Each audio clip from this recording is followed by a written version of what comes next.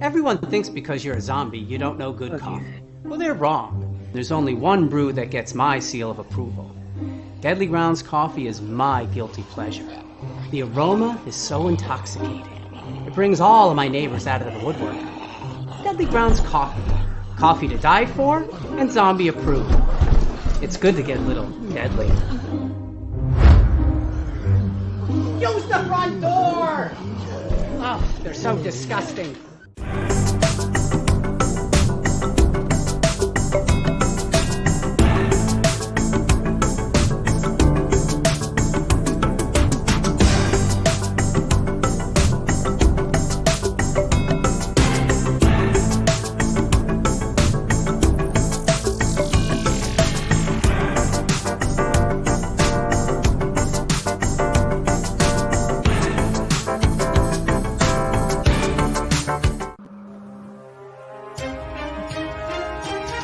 The Dorkening and all affiliated shows are not intended for anyone under the age of 18. The following may contain discussions or scenes that have adult situations, graphic violence, nudity, strong sexual content, and graphic language. This show is intended for mature audiences only. Viewer discretion is advised. Ladies and gentlemen, the motion picture you're about to see contains scenes so terrifying, the public must be given grave warning.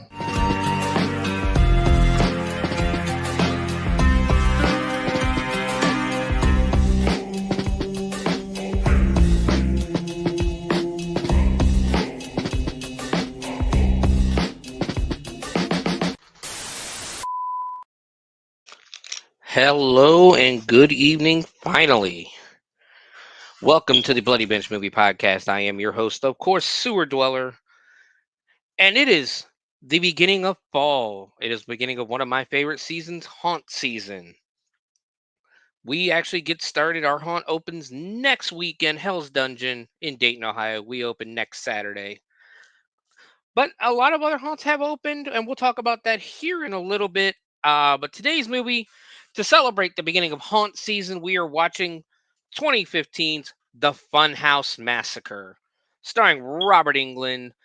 I can't even think of the names now. See, let's see. Here it is. Okay, we got Robert Englund, Jair Burns, Matt Angel, Clint Howard, Courtney Gaines, and a bunch of others. It is a great. We're going to talk about this movie here in a little bit, but of course, we're going to start the week off like we normally do with some haunt and horror news for the week. I hope everyone's having a great week. So let's go ahead and dive into it, especially the haunt news, because again, this is a haunt themed show with a horror movie actually set. Funhouse Massacre. One of the reasons I chose it was because it is set here in Ohio. At one of our local haunted attractions, Land of Illusions in Middletown, Ohio. And I'm hoping everybody's going to enjoy it as much as I could have possibly did. But let's go ahead and get started with some haunt news for the week. For those who ain't paid attention, I know I didn't do an episode last week due to personal issues, but Halloween Horror Nights opened last week, and it's not getting the best reviews. The one in at least the one in Orlando isn't. The event features 10 haunted houses, 5 scare zones. Enter the Bloom House, Duality of Fear, Demon Queens, Swamp of the Undead, and Torture Fair. Live entertainment, themed food, and more. As the largest Halloween event in the world, Halloween Horror Nights is a significant revenue generator for Universal, inspiring similar season offerings at attractions worldwide. As we know this year, I think they're going to go ahead and start doing a haunted event in Japan. Actually, I think this might be it's there or China. I think we're the Shanghai one, where this is their first year doing one. But however, this year's event has received mixed reactions from guests. A lack of IPs, basically your what do you call it? Intellectual properties, long lines, reduced staffing, and vast dead zones in the park, which is an area with no theme. Which that blows my mind. Universal is one of the kings of theming in their park, and they have areas with no Halloween theming, no nothing. Wow. They have caused guests to report feeling bored instead of scared. Um, like I said, I've heard a few reviews, and that's exactly what I'm hearing is that there's just too much open space. There's too much areas that nothing's happening in. And if you're doing a haunted house, there has to be something happening at all times. Um, you can give them like a break real quick, but you really, especially something that's on the level of this, it needs to have something to do.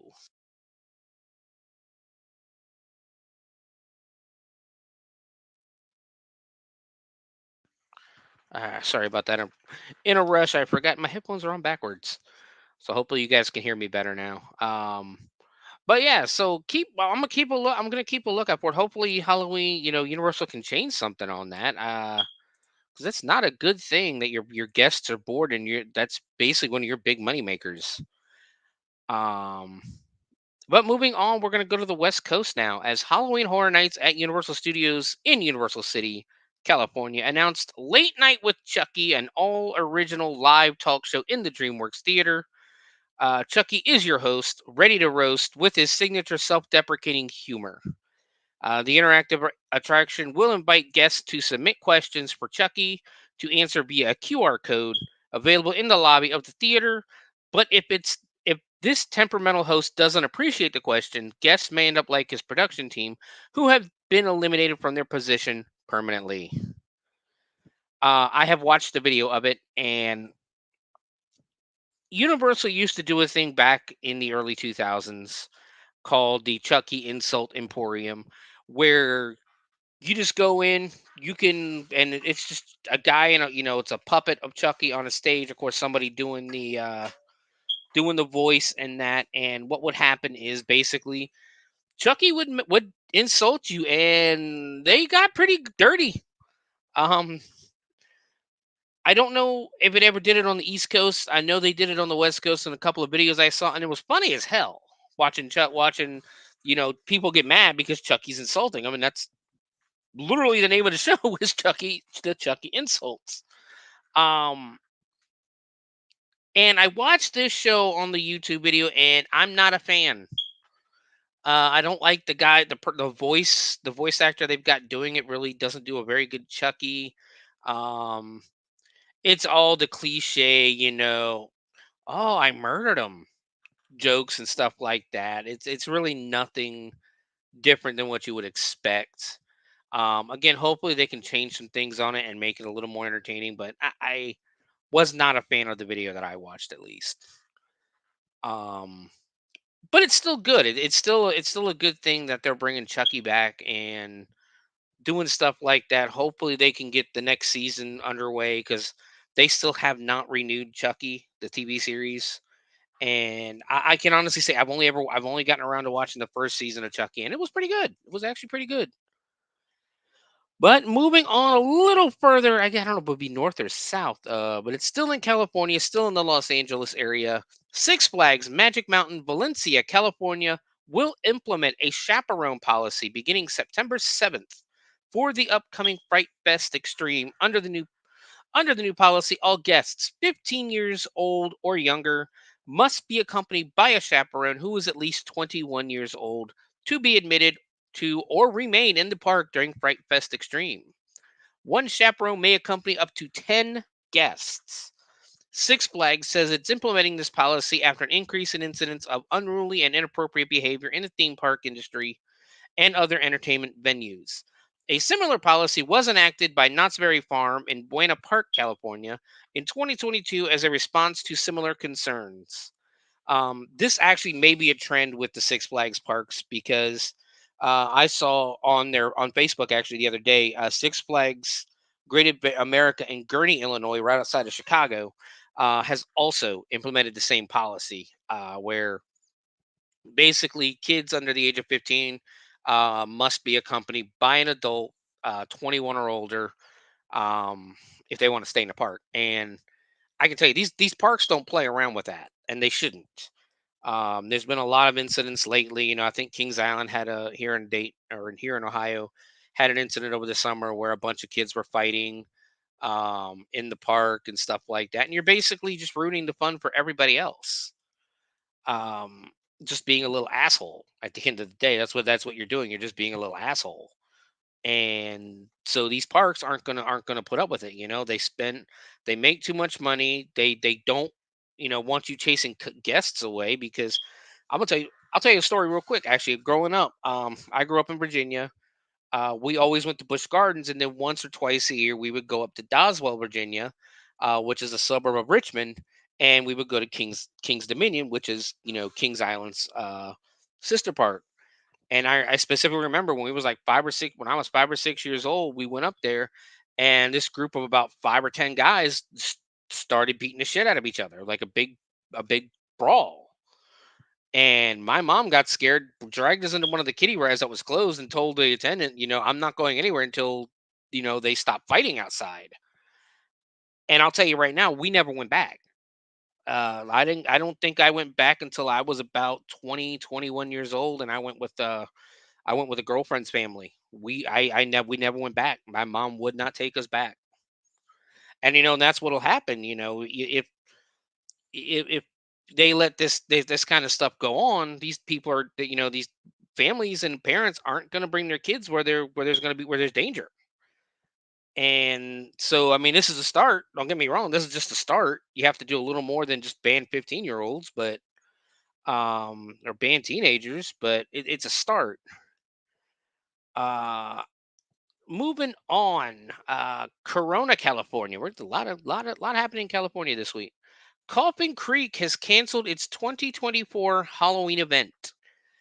Due to city and parks department restrictions, the haunt will be unable to operate for the upcoming season. They have made arrangements with the nearby Fear Farm in Chino, California, to honor any purchased Coffin Creek tickets during their operating nights. Fear Farm is able to scan any Coffin Creek ticket there is no need for ticket holders to exchange tickets. Coffin Creek looks forward to returning in 2025. Um, so their Facebook post basically is, from Coffin Creek Haunted House. Coffin Creek 2024 canceled. We will reopen October of 2025. Regrettably, due to continued city and parks department operating restrictions, we have had to make the very difficult decision to cancel our highly anticipated 2024 Coffin Creek Haunted Village event. The unique features of Coffin Creek will not allow us to operate within the new requirements. That so right there, it automatically sounds like it's zoning. Um, that there's zoning restrictions. Um, I'm sorry. Will not allow us to operate within the new requirements, maintaining the safety, security, and fun experience of our guests, actors, and crew is the utmost importance. So basically, I think it's either going to be zoning, or they're getting a little more strict with some rules and things like that. And Coffin Creek basically either doesn't have the time or doesn't have the funds to address and fix the issues that are preventing them from opening, basically. Um, we know that this news is disappointing, but we are looking forward with great enthusiasm to make attention. Ascension ticket holder. What the hell? We have made arrangements with Fear Farm to honor all Coffin Creek tickets this year. Fear Farm is located just 1 mile west of Coffin Creek at SC Village. They have 5 attractions similar to Coffin Creek. Fear Farm has different times and dates. You can go to their website. They will honor Coffin Creek tickets any night they are open. Coffin Creek Haunted Village is looking forward to returning in 2025 for our best year ever with new attractions. I hate hearing that a haunt has to close. Unfortunately, it is part of the business. Um, the good news is they are opening again. They are planning to open next year. They're not closing for good. Um, we did get a little bit of sad news earlier this year that one of our local haunts in Columbus, a little over an hour away, Carnage had to close, or was going to close this year. I don't know the specifics or anything like that, but the really good news is that they have decided to open for this year. They are able to open this year. I think they're opening a little later, but They are going to open this year, which makes me very excited because I went to Carnage for the first time last year with our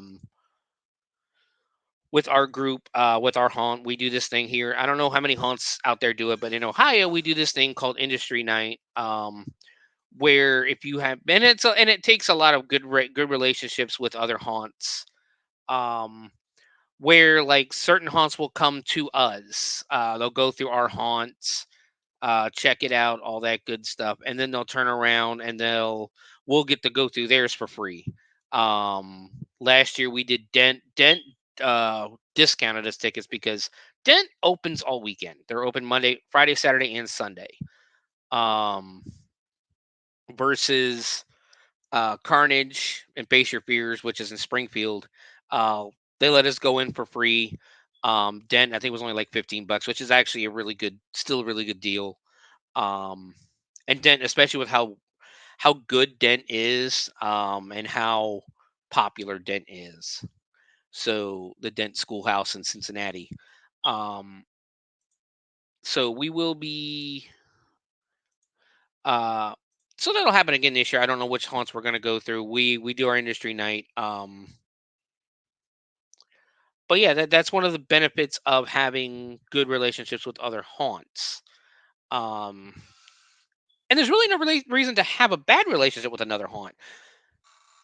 Most customers aren't just, especially here in Ohio. Here in Ohio, we have 129 haunts. I think that was the count last year. I haven't seen this year's count. I don't know if they've added any or anything. But last year, we have 129 haunted houses, or haunted attractions. Let's put it that way, because when you say haunted houses, you actually mean like your haunted hay rides, your haunted mazes, your pretty much everything. Your 3D mazes, all that good stuff. Your scream parks. So you always want to just say like haunted attraction.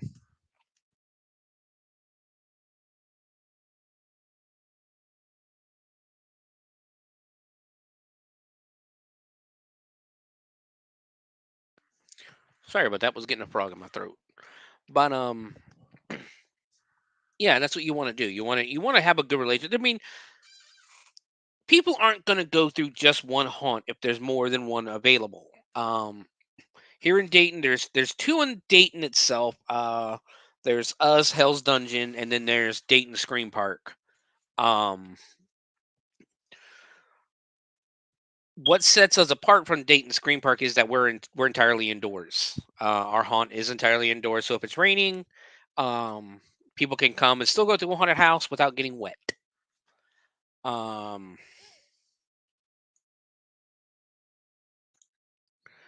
whew. But yeah, it's just one of them things. There shouldn't be controversy. There shouldn't be arguing between haunts. But we're gonna move on to our next story. Coming back over here to the East Coast. This is something I always wanted to do. Actually, the Ghost Train is returning to the Tweetsy Railroad in Blowing Rock, North Carolina, from September 20th to October 26th. Tweetsy Railroad is Wild West by day, but as the sun sets. Sorry, weather changing here is starting to affect me. Apparently, let me see if I can do it. But as the sun sets, it changes to a haunted park. The titular train rides is a 20-minute excursion where surprises wait around every bend. The events also feature a haunted house, freaky forest walkthrough, indoor woodland, spooky experience, creepy carnival, and more. Enjoy trick or treating with costume clad characters throughout the park, a spirited street dance party, and Tweetsy Palace spooktacular show that combines the magic of puppetry with spooky tunes. Tickets are on sale now for $60 per adult, $40 per child.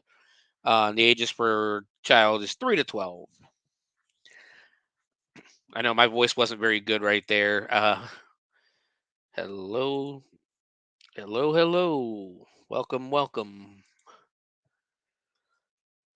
My voice wasn't very good. Like I said, I'm having a little bit of issues. We went from basically 85 to 88 degrees on Thursday to When I went to my son's football game last night, it was like 62 degrees. I was freezing. Um, I know I live in Ohio, but I'm not from Ohio. I'm from a beach. I lived on Virginia Beach my entire life. So 62 degrees to me is cold. Um, but let's see. Moving on. According to a new Advantage Outlook survey of Halloween shoppers, American consumers plan to spend more on Halloween candy, food, costumes, and decorations this year, surpassing the $12.2 billion record sales from 2023. Over the past 4 years, Halloween, like many other holidays, has proven to be a resilient investment for both retailers and consumers, even amid economic uncertainty, says Kelly Ravishstein, uh, Senior Vice President of Commerce Intelligence at Advantage Unified Commerce. This trend reflects a broader consumer behavior where individuals are tightening their budgets on everyday expenses yet remain unwilling to sacrifice their cherished holidays and small luxuries. Half of shoppers plan to spend like $51 on candy. Wow, that's a lot. And 59% to spend that amount on food for Halloween, up from just 21% and 29% respectively for 2023. Similar increases are projected for costumes and decorations. It also doesn't help that extent prices have gone up ridiculously high for decorations and that. Um, Personally, I've already started bake some fall bacon. I have already made some pumpkin pies. In my house, I'm the cook. I'm the cook and the baker in my house. I like to do it, so I do it. The family likes to eat it. That's how we do it. But yeah, I can definitely see that. Christmas spending goes up every year. I've already started. I've been seeing Halloween decorations here in Dayton. For about like with 2 weeks left in August. Like our schools, it's almost like with us. Once school starts, everybody starts decorating for Halloween, even though it's still like 90 degrees outside. Like I think last week, um, during that little heat wave we had, it was 90 some degrees every day, and people still had Halloween decorations out because the kids were in school. Um, so yeah, I can definitely see that. I can definitely see that being a thing.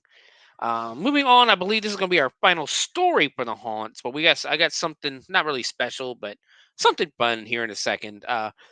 Cranston, Rhode Island. This is another sad story because the longest running haunted attraction in Rhode Island will not be returning for what would have been its 40th season. The Haunted Labyrinth in Cranston made the announcement on social media on Sunday. The attraction began back in 1985. Since the beginning, the mission of the Haunted House was to raise funds to support programs at the Rejoice and Hope Youth Center, according to the owners, and also somewhere where kids who worked at the Haunted House could make lifelong friends and memories. Valuing each memory we've created together, we want you to know that while we won't be opening our doors this year, the spirit of the Haunted Labyrinth lives on, they said. The post has hundreds of shares and comments. The post from their Facebook page reads, "It is with heavy hearts that we share this news with our beloved fans and volunteers, both past and present. The Haunted Labyrinth will not be returning to celebrate what would have been our 40th season in operation. Since our humble beginnings in 1985, we have grown to become the longest running haunted attraction in Rhode Island and possibly all of New England.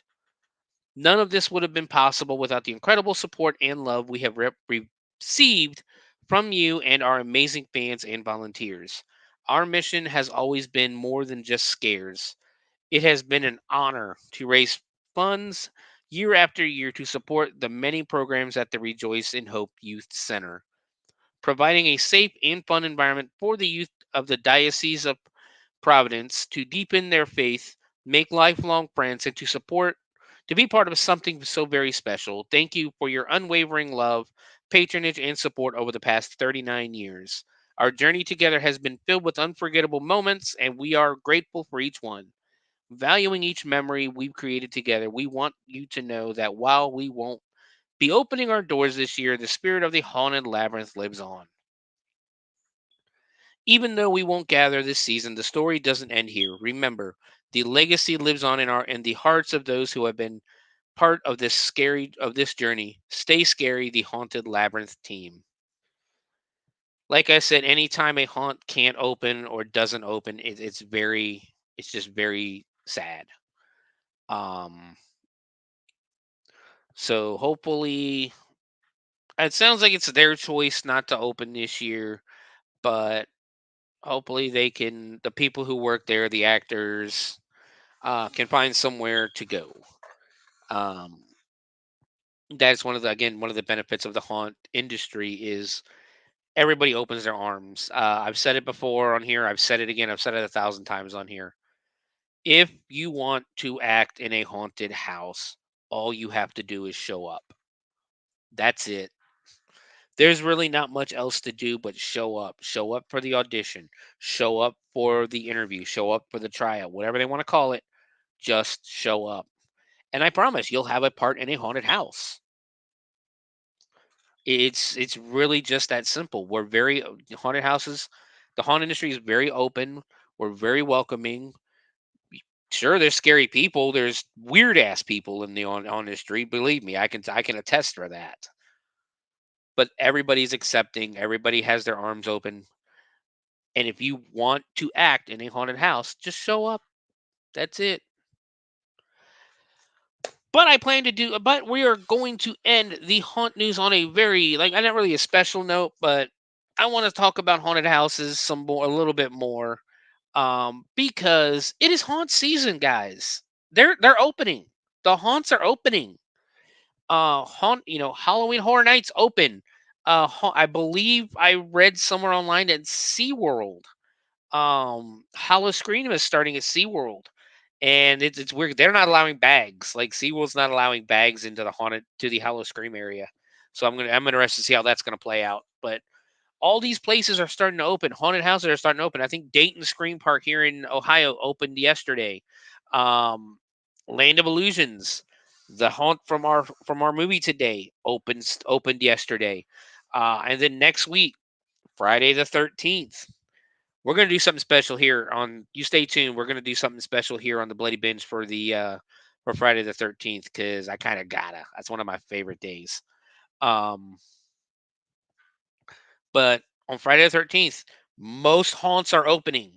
Um, I know Den Schoolhouse opens next week. Um, what are the local ones? I think Brimstone down at the Ren Fair opens next. They may already be open this week. I really haven't looked.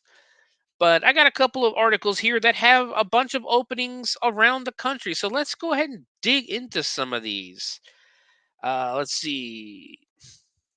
Oh, I don't want no damn cookies. I don't know why you get always ask for cookies. So on this article here from the PR Newswire, yesterday, Niles Scream Park in Niles/Benton Harbor, Michigan, opened their doors for this season. Starting on the 13th, Beast Haunted Attraction in Kansas City, Missouri. Bennett's Curse Haunted House in Baltimore, Maryland. I have seen Bennett's Curse. It is awesome. Edge of Hell Haunted Attraction in Kansas City, Missouri. Cutting Edge Haunted House in Fort Worth, Texas. Erebus Haunted Attraction in Detroit/Pontiac, Michigan. The Headless Horseman Hayrides and Haunted Attractions in Ulster Park, New York. Kersey Valley Spooky Woods in Greensboro/High Point, North Carolina. Nightmare on 13th in Salt Lake City, Utah. Spooky World in Boston, New Hampshire, or Boston/Litchfield, New Hampshire.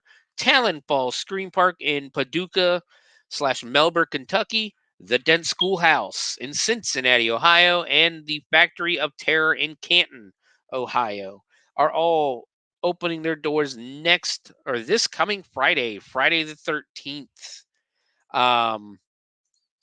Just to throw it in there again, Hell's Dungeon in Dayton, Ohio, will be opening our doors on the 14th, on Saturday the 14th. And I got a new spot. I got a new part in Hell's Dungeon this year. I will not be operating the elevator. I will be doing something much more spooky.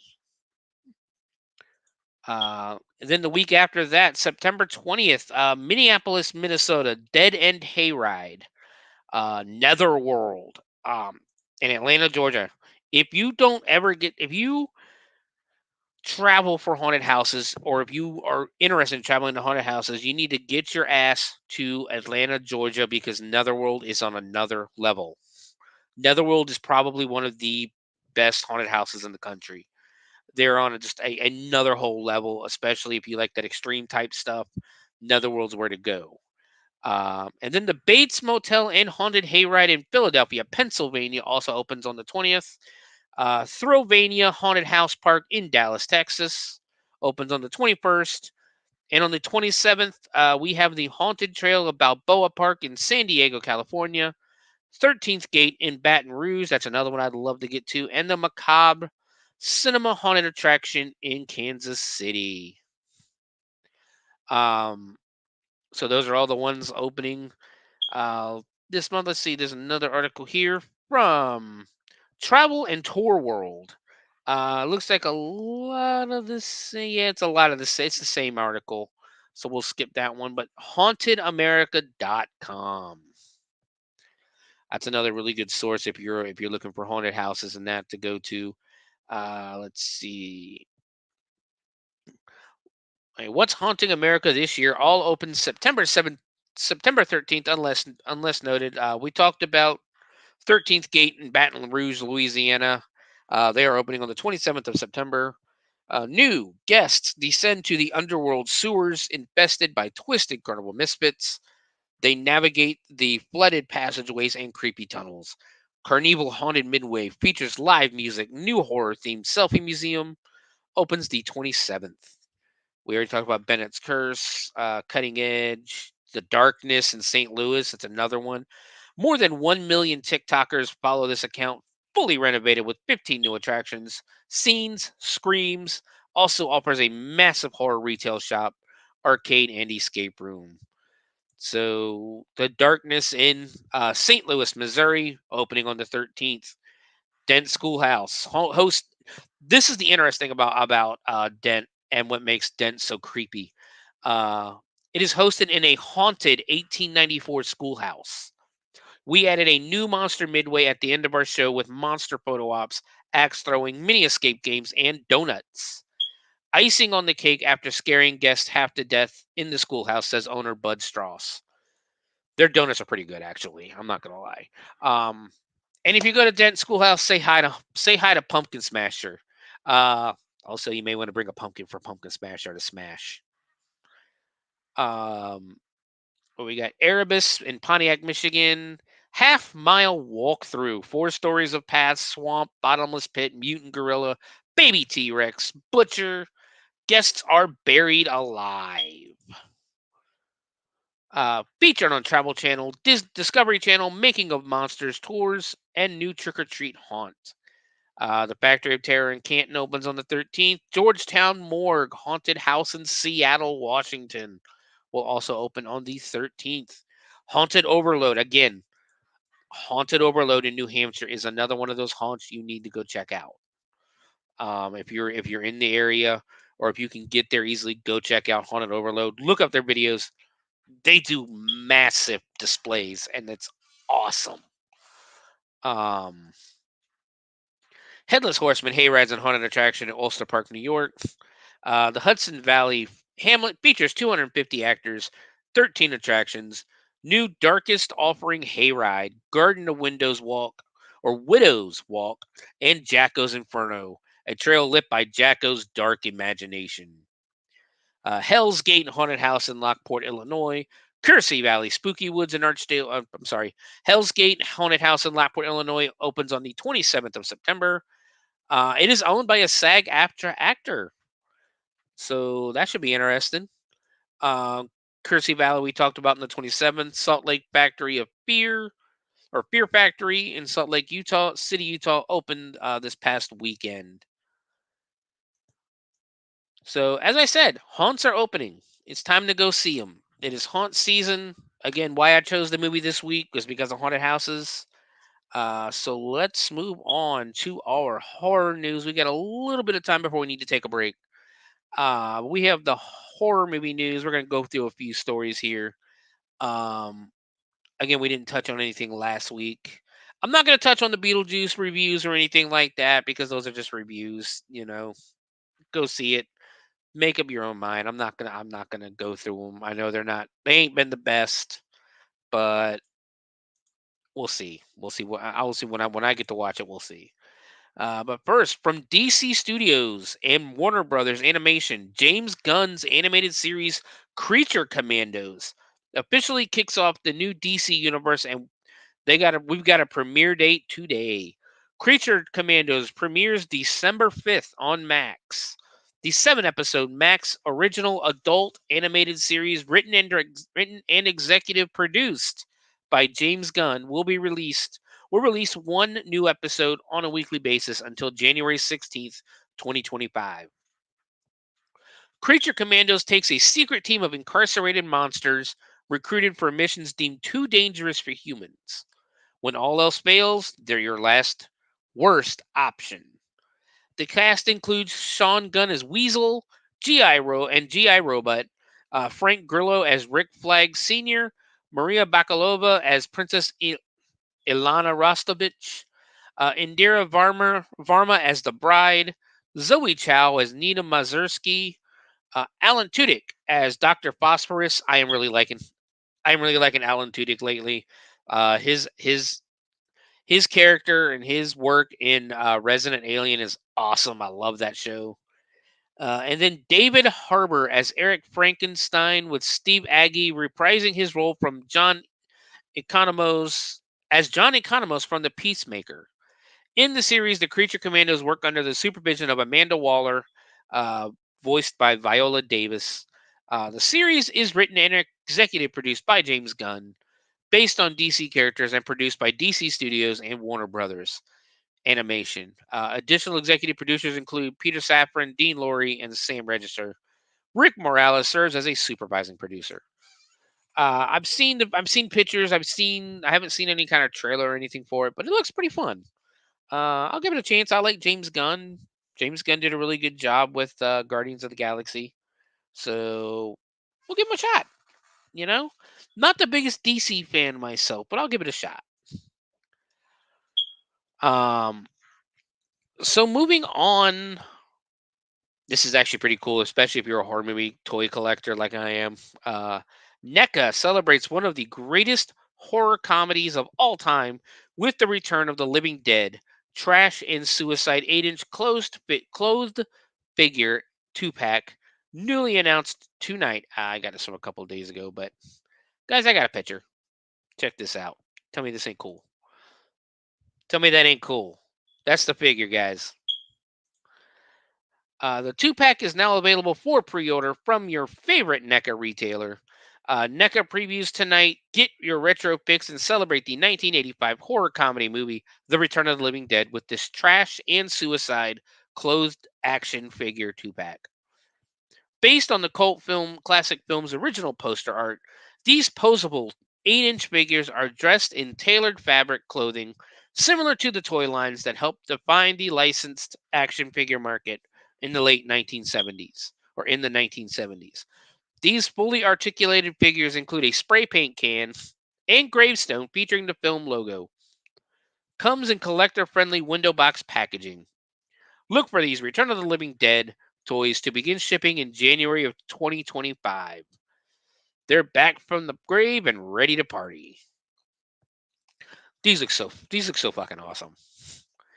Like, I'm excited. I'm definitely gonna have to grab these for my collection because I love Return of the Living Dead to begin with, but these look awesome.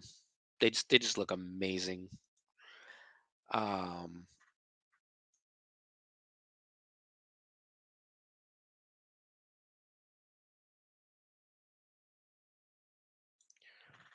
Sorry about that. Let's see. Moving on. I know this isn't really horror related, but a live action Masters of the Universe movie is in those works at Amazon, MGM Studios, and Mattel Films. We have talked about this before. And THR reports tonight that Allison Brie, It says the rental, but Allison Brie from basically Glow and Community has signed on to star. Allison Brie will be playing the iconic Masters villain Evil Lynn, alongside Nicholas Galatines, He-Man, and Camila Mendez from Riverdale's Tila. THR reminds Evil Lynn is Skeletor's second in command and uses a wand with a crystal orb to practice the dark arts. Meg Foster portrayed the character in the 1987 live-action movie, coming to the Bloody Binge eventually. Masters of the Universe has now been set for theatrical release on June 5th, 2026, with Travis Knight from Bumblebee on board to direct He-Man's return to the big screen. Adam and Aaron Nee, The Lost City, wrote the original version of the script with David Callahan, Shang-Chi and the Legend of the Ten Rings, uh, with Chris Butler will rewrite. Deadline had reported the movie follows 10-year-old Prince Adam, who crashed to Earth in a spaceship and was separated from his magical power sword, the only link to his home on Eternia. After tracking it down almost 2 decades later, Prince Adam is whisked back across space to defend his home planet against the evil forces of Skeletor. But to defeat such a powerful villain, Prince Adam will first need to uncover the mysteries of his past and become He-Man, the most powerful man in the universe. The movie will be based on the beloved Mattel toy line, which spawned a successful animated TV series, 1983 to 1985, as well as the 1987 live-action film starring Dolph Lundgren as He-Man himself. The property centers on the warrior He-Man, the last hope of a magical land called Eternia. The new movie comes from Amazon MGM Studios, Mattel, and Escape Artist. I'm looking forward to that. I'm not as big of a hater on the new He-Man that Kevin Smith put out as a lot of people are. But I want more He-Man stuff. I love He-Man. It was my favorite toy growing up. It's there's so much they can do. I want a Ram Man. Ram Man was one of my favorite characters back then. Manny Faces, just so many great characters they could bring to life, and hopefully they do. Trap Jaw, they didn't really have a Trap Jaw in the 80. The 1987 one was weird because instead of Orko, you had Gwildor. Um, you didn't really have an Orko character. Well, Gwildor was technically the Orko character, but you didn't have an Orko, which you need an Orko. Come on. And then you also really the bad guys, I guess you could say, you really had you had Skeletor and Evil Lynn, and then you had did we have a beast? I think we had a Beast Man maybe, but it was like Blade and I can't remember the other guy with the lasers to his name. But and I think that's what made the other one like just fall apart a little bit. I still like it. We're still gonna have. I'm gonna feature it here on the Bloody Binge eventually. Um, maybe after the holidays, maybe after Halloween or the holidays, because I I'm gonna give you guys a heads up. The next couple of weeks, probably the next couple of months, are gonna be a bunch of Halloween horror movies, or at least Halloween themed horror movies. And then after that, I'd say I really haven't decided. We'll see how well everybody reacts to it. I love Christmas horror movies, so we'll see what's going on with that. But prepare yourselves for a bunch of Halloween themed movies the next couple months. But moving on, the classic Polly Pocket toy line is back with a brand new Stranger Things collaboration, with Mattel putting the playset up for pre-order through Mattel Creations this week. Mattel has their shit together, guys. I mean, I'm for those who don't know, I'm a wrestling fan as well. I love wrestling. I love classic wrestling a lot more than I do the modern stuff. But the modern stuff is starting to get a little good. Um, we are going to be bringing back Matt and Monsters soon. I haven't talked to Raz and them yet to see when. With the hunt getting ready to open, we might take a little bit, but we're gonna work on it. Um, but Mattel has had a lot of great wrestling toys. lately. But let's take a look at this Stranger Things. That's one of the new play sets. There's a couple of them. But that's the only one I could find and download a picture of. Uh, Polly Pocket Collector Stranger Things Compact is expected to ship on or before September 27th, 2024, and you can pre-order yours for $50 through Mattel Creations now. Mattel previews venturing to the upside down and back is within your grasp with our Stranger Things Compact. This dual-sided set, shaped like a walkie-talkie, takes you to Hawkins with 11 and the crew, their bikes, and a Demogorgon. So whether you want to cruise the town with your pals, hang out at Castle Buyers, or wage war against evil, it's all here. A breakthrough chalkboard, sensory deprivation tank, Demogorgon, and waffles are a few tubular highlights that add a 1983 vibe to any display case. One side features Hawkins, while the other side features the Upside Down. The set comes with 6 microfigures, including a Demogorgon, plus bikes, walkie-talkies, and other accessories. It's all nestled inside an 80s inspired tape recorder package with cassette tape storage. So that looks pretty awesome, honestly. It looks pretty cool. I don't know if I'd grab one because I wasn't really big into Polly Pocket, but it looks pretty cool. Moving on, we're going to stay with the collectors because the Halloween celebration has begun over at Wendy's with the launch of their Frosty Frights kids meal toys, with 6 spooky characters being offered up as part of the collection. Guess what? Got it. These actually look pretty awesome. I'm not gonna lie. I kind of want them. The collectible toys turn the classic Wendy's Frosty into various different monsters, each one based on a classic icon of the Halloween season, including Frankenstein's monster. Wendy's details on their official website. Each toy comes with a collection card and stickers, and the characters with be featured on this year's Wendy's Boo Books.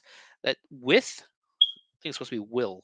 The 6 collectible Frosty Frights characters include Coolie Goolie, Cold Spell, Franken Frosty, Burr Beast, Frosty Bite, and Junior. There are also limited edition variant versions for the first 5 characters, including listed above, including Coolie Goolie, Green Ghost, Cold Spell, Pink Magic, Franken Frosty, Silver Scream, Burr Beast, Blue Moon, and Frosty Bite, Violent Vampire. Basically, you're probably not going to get one. Be prepared to see them on eBay because fucking scalpers. Head over to your local Wendy's and start your Frosty Frights collection tonight. That was cool. I mean, those look awesome. I really, really, I would really love to see those. Or really love to collect those because they just look great.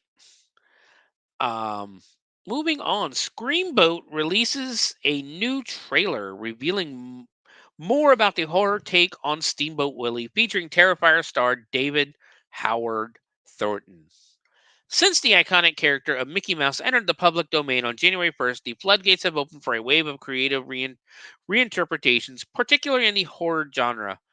While that is true, everybody keeps changing their names. Because the Mickey Mouse, the one that's out on Amazon right now, they had to change it to Mousetrap. Cinderella, like Sleeping Beauty, had to be changed to, I can't remember what it was, like some kind of curse. But yeah, like they've had to change a lot of names. The only one they've ever been able to keep was like Winnie the Pooh, Blood and Honey. So we'll see if Screamboat will stay with that name or what. But earlier this year, we got a taste of this trend with the release of the short film The Vanishing of S.S. Willie.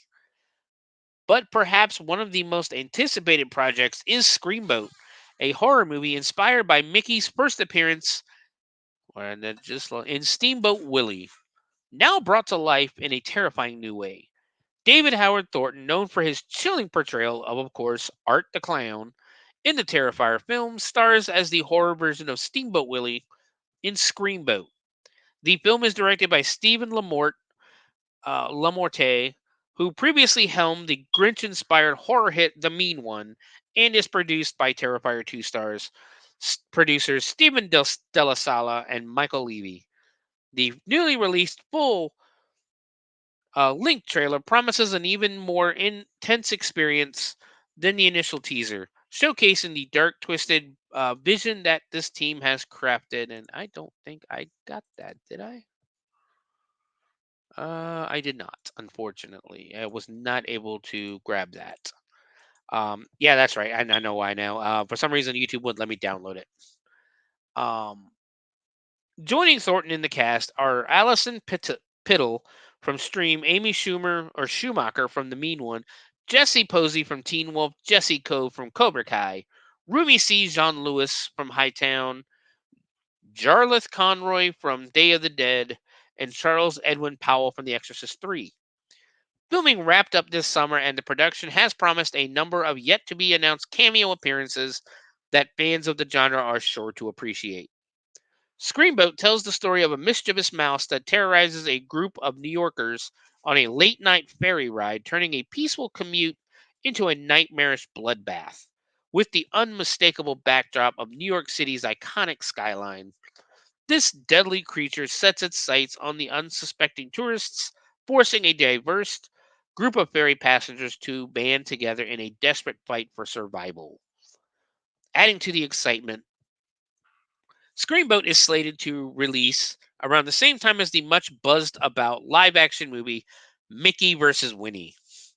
This dark and twisted film also reimagines beloved childhood characters, pitting them against each other in a horrifying showdown. Mickey vs. Winnie tells the story of two convicts who vanish into a cursed forest and are later grotesquely transformed into monstrous versions of Mickey Mouse and Winnie the Pooh. A century later, a group of thrill seekers returns to their former school only to awaken this ancient evil. The cursed forest serves as the ominous setting where these once innocent characters unleash terror upon anyone who dares cross their path. With Screamboat and Mickey vs. Winnie both pushing the boundaries of horror by twisting familiar characters into nightmarish forms, this upcoming January promises to be a landmark moment for the fans of the genre. So yeah, it's. I'm interested.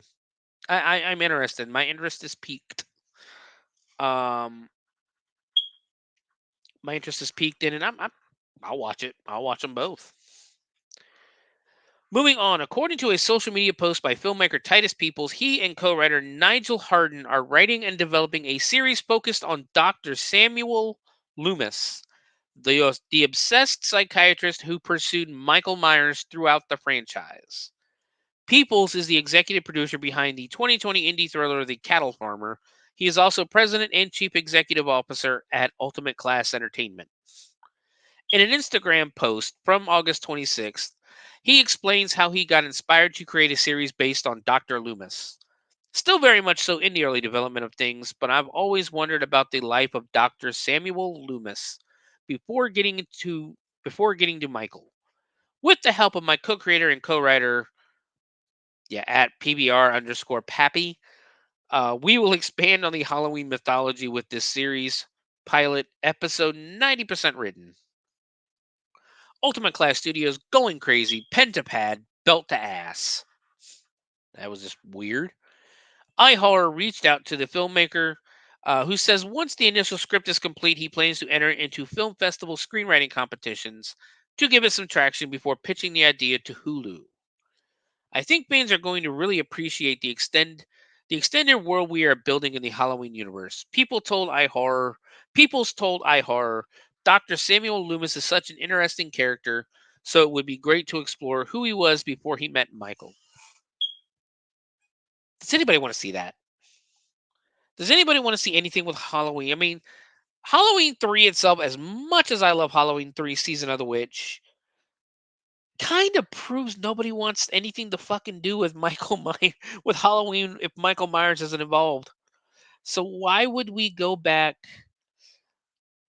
for Dr. Loomis's past if Michael Myers isn't involved. I mean, I'll give it a shot. Don't get me wrong, but I'm questioning their logic. Um,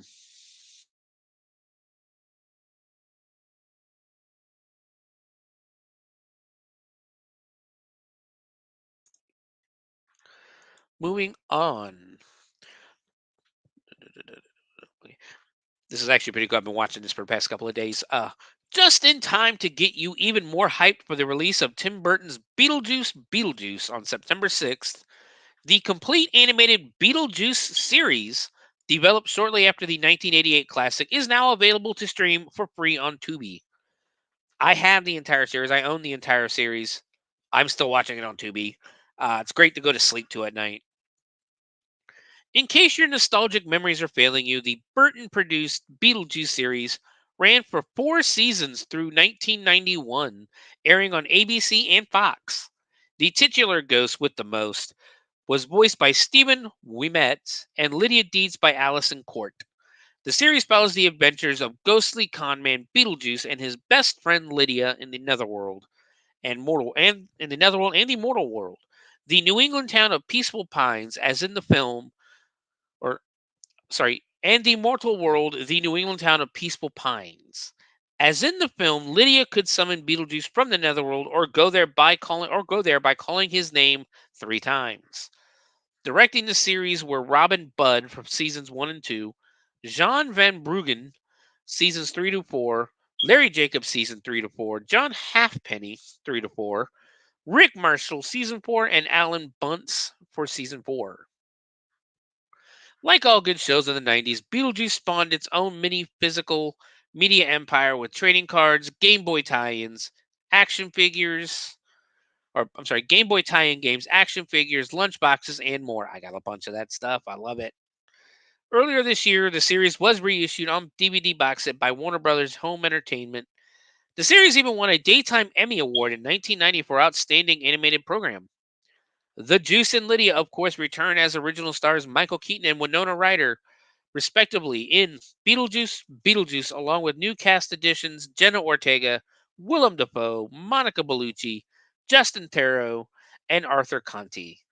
The Beetlejuice team are killing it with the old school nostalgic marketing too, with popcorn buckets. Sorry, you can only buy them on eBay for like $200 over more than they paid for them.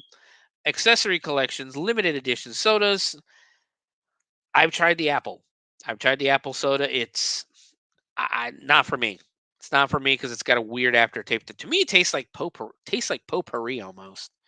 A brand new Denny's menu and even CarMax are getting in on the hype, which is so weird because we don't have a Denny's here. Not really weird, but it sucks because we don't have a Denny's in Dayton. They closed the local Denny's here, God, years ago. But I'm excited. I really need to go see that movie still. Moving on, Jason Voorhees is coming to the Last Drive-In. That's right, Mutant Fam.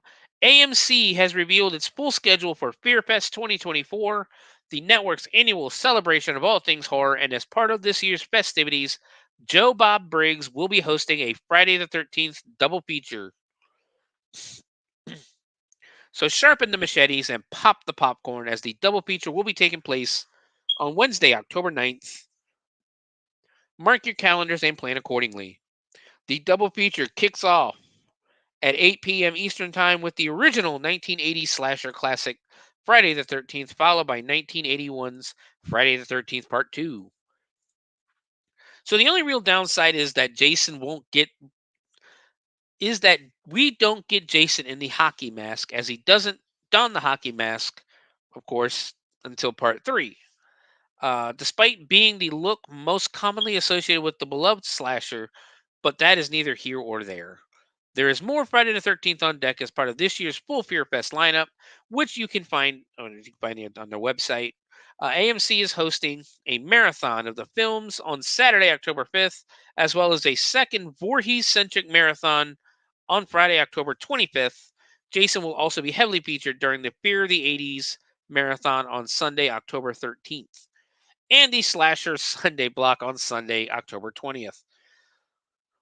So basically, if you have AMC, you're going to get to watch Jason this year. You're going to watch on Friday the 13th. I have the series on DVD, thankfully. But The Last Drive-In Season 6 recently came to an end with Briggs, with Joe Bob, and Darcy, the male girl, hosting a supersized 6-movie marathon to bring it home.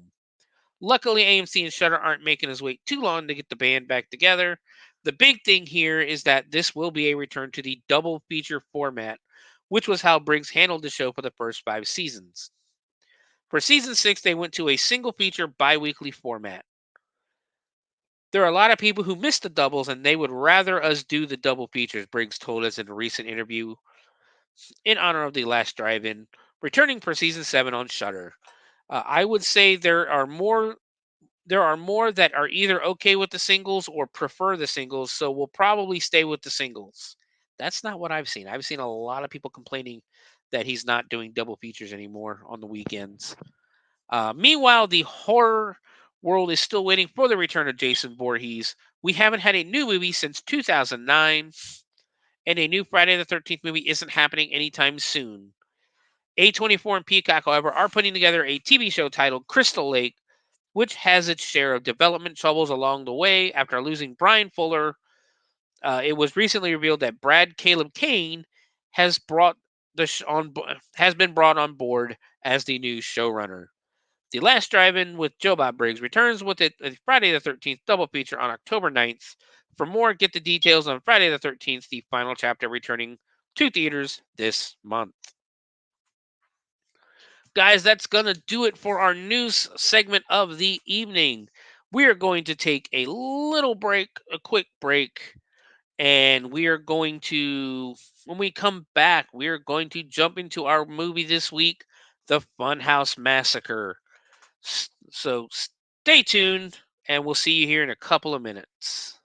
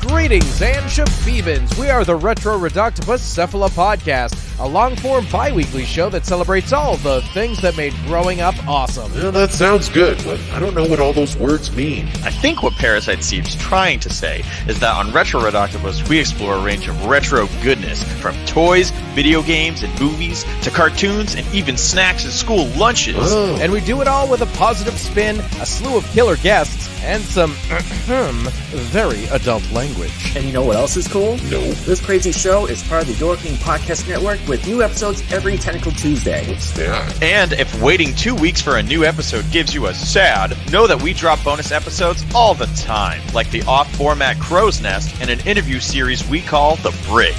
You can listen to Retro Octopus on Apple Podcasts, Spotify, Stitcher, or any app that's cool enough to carry the only show that celebrates all the things that make growing up awesome.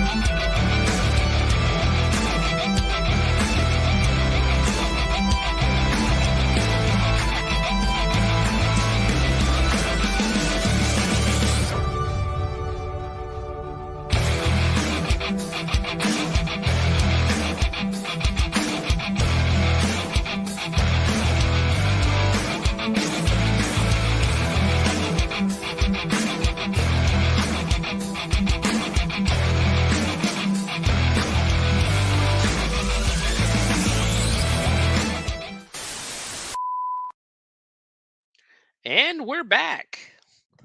Hope everyone had a nice little break there. Get you some snacks, get you something to drink.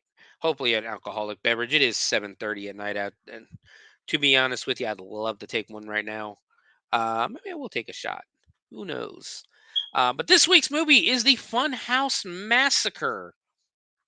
Like I said, I chose this one this week because I want to celebrate Haunt season opening. And this is one of those movies that I knew was based on a haunted house, but not only based on a haunt, but based on one here in Ohio. It is actually filmed.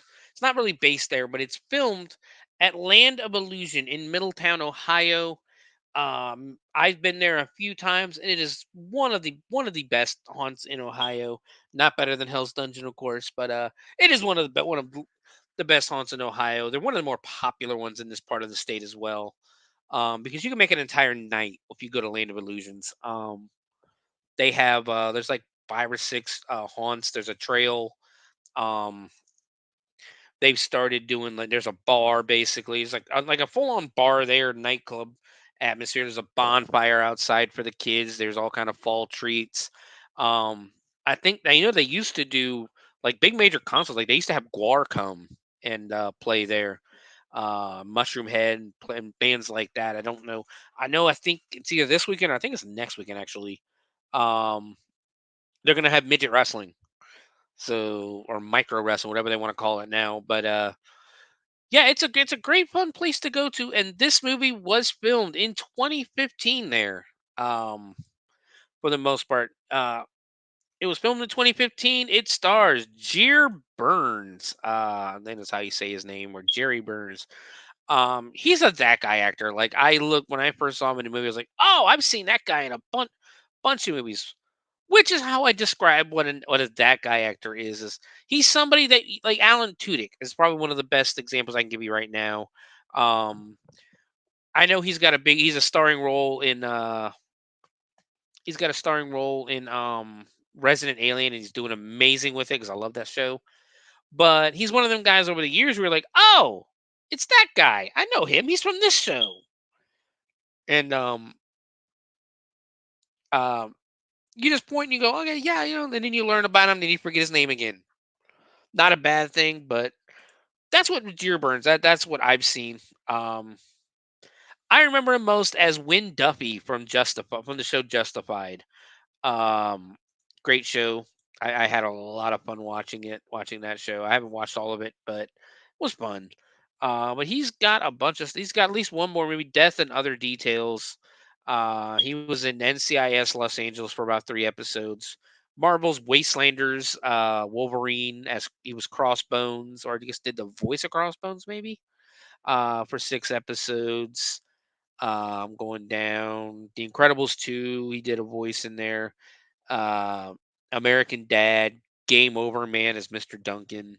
He's uncredited for that though. From Dusk Till Dawn, the series, he was in the Muppets reboot. No, it's a TV series. I'm sorry. You know what? He was the dad. Know where I recognize him from. He was the dad in that of Fozzie's girlfriend. Um, he was her dad. Yeah, that's where I recognize him from. 1 episode of Suits, 46 episodes of Justified as Win Duffy. Grey's Anatomy, an episode. 9 episodes of Burn Notice. I might remember from that because I have watched that entire series and I fucking love Burn Notice. Like, if you want something fun to watch, go watch Burn Notice. If you just want an action movie with comedy and everything put in, it's such a good show. But yeah, that's you know what? I was looking at the wrong person. That was all Ben Begley. I think was I? No, I wasn't. I had the right guy. I'm sorry. Going through. I'm not gonna lie. I'm going through some IMDb on these people. Scotty Thompson as Sheriff Kate. Scotty Thompson. I've seen her in a few things before. She's in the 12 Monkeys TV series from 2016. NCIS 18 episodes. Skyline. She was in the movie Skyline. Doesn't have really too wasted, but 8 items coming up. She was in the new Bel Air series for 2 episodes, but the new MacGyver, 911, NCIS, Los Angeles, um, going down, Training Day, the TV series. She's been in a bunch. She's got a bunch of credits. Nothing too big stands out as other than like a couple of episodes of this series or that series. We got Matt Angel playing Morgan. Let's see what he's done. Lincoln Lawyer, 6 episodes. NCIS. Again, nothing that stands out like as something you would know him from. We have Ben. Let's go ahead. Ben Begley as Deputy Doyle. I'm not gonna lie. Spoiler alert. Deputy Doyle becomes one of my favorite characters in this movie. Ben Begley has the comedic timing of a genius. um, well, he's been in Slash FM 2. That's something I guess came out last year. Outer Space, Classified, 4th Grade. Um, 3 episodes of For All Mankind, 911 Lone Star. Again, nothing that stands out really. The Mentalist. But yeah, Deputy Joy becomes one of my favorite characters in the movie. But let's get to the horror. Let's call them horror movie uh royalty, if you will. Robert Englund, of course, he plays the Warden Kane. He plays Warden Kane in the movie. Robert Englund, of course, Freddy Krueger himself. Also in a bunch of. He's got so many. Um, 173 previous credits on IMDb. Of course, most well known for Freddy Krueger. Started doing a lot of voice work in that. Lake Placid versus Anaconda. He plays Jim Bickerman. I think he did a voice. I remember the old Marvel. It was not really old, but there was a Marvel superhero show where he was doing the voice of Dormammu, um, one of Doctor Strange's. Um, but he's kept himself busy over the years. He's actually going to be in town next week. Here in Cincinnati, we have Horror Hound coming back next week, which I would definitely be going to if I didn't have to work the haunt. I blame Raz. I blame Raz for that, for scheduling the haunt. Or I blame Fred mostly for scheduling the haunt on the 14th, but I blame Raz too a little bit. So, Raz, it's all your fault. We also have Clint Howard. Clint Howard, most well known for in the horror movie community for playing Ice Cream Man. But he's also been in a lot of other movies, like he was in Apollo 13. Of course, being that he is Ron Howard's brother, he's been in a lot of his stuff. 13 episodes of The Bold and the Beautiful in 2024. Weird. Um, but let's see. Let's get all the way down here to the beginning because he's got a lot of older credits, mostly. Like I said, the Ice Cream Man. Good Lord, he's got a ton of credits. Let's get down here. He began acting in 1963 with The Courtship of Eddie's Father, Ben Casey, Breaking Point, Andy Griffith Show. He was on 5 episodes, of course, with his brother. Winnie the Pooh and the Honey Tree, he was the voice of Rue. Patty Duke Show, 3 episodes of Please Don't Eat the Daisies.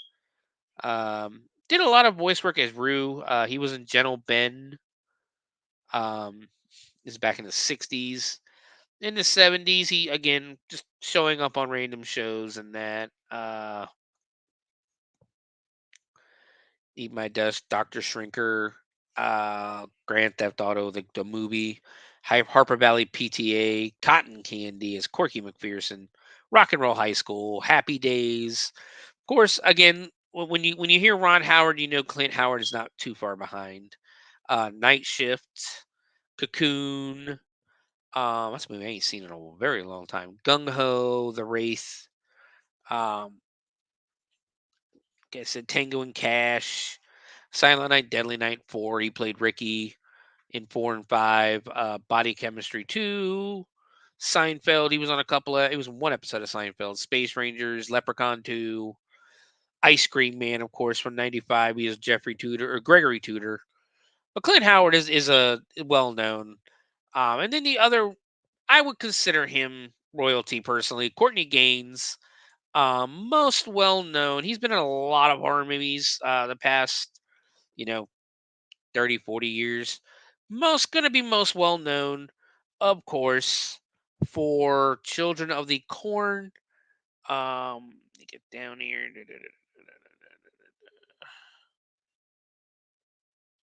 Malachi and Children of the Corn. Um, Creepy ass kid, but played that. Hard Bodies. Children of Times Square. Rat Boy. Can't Buy Me Love. Colors. Superboy TV series. He was on an episode. The Burbs. I remember him in The Burbs. I used to love The Burbs. It was a great movie. Tales from the Crypt. An episode of Tales from the Crypt in 1993. And a bunch of other stuff. Courtney Gaines is pretty popular out there. Candace DeVicer plays Dollface. She has not done much at all. She's got 2 acting credits for the Funhouse Massacre and for Camp Coldbrook. But those are your main characters right there. I'm sorry, E.E. Bell. E.E. Bell's another one of those guys you look at, and he's a that guy actor. Big dude. He plays Animal the Cannibal in the movie. He was on an episode of House. I'm trying to get all the way down here. 23 episodes of Married with Bob Rooney. I knew I recognized. He's Bob Rooney from Married with Children. That's what I recognize him from. That's awesome. But he's done a lot of other stuff. League of Their Own, the TV series in 1993. Don't Tell Mom the Babysitter's Dead. Like a bunch of bit parts, but I'll always remember him as Bob Rooney. So, but that's a lot of the cast. Let's go ahead and jump straight into the movie. Again, the movie was filmed in 2015 here in Middletown, Ohio. But the movie opens up on Halloween night.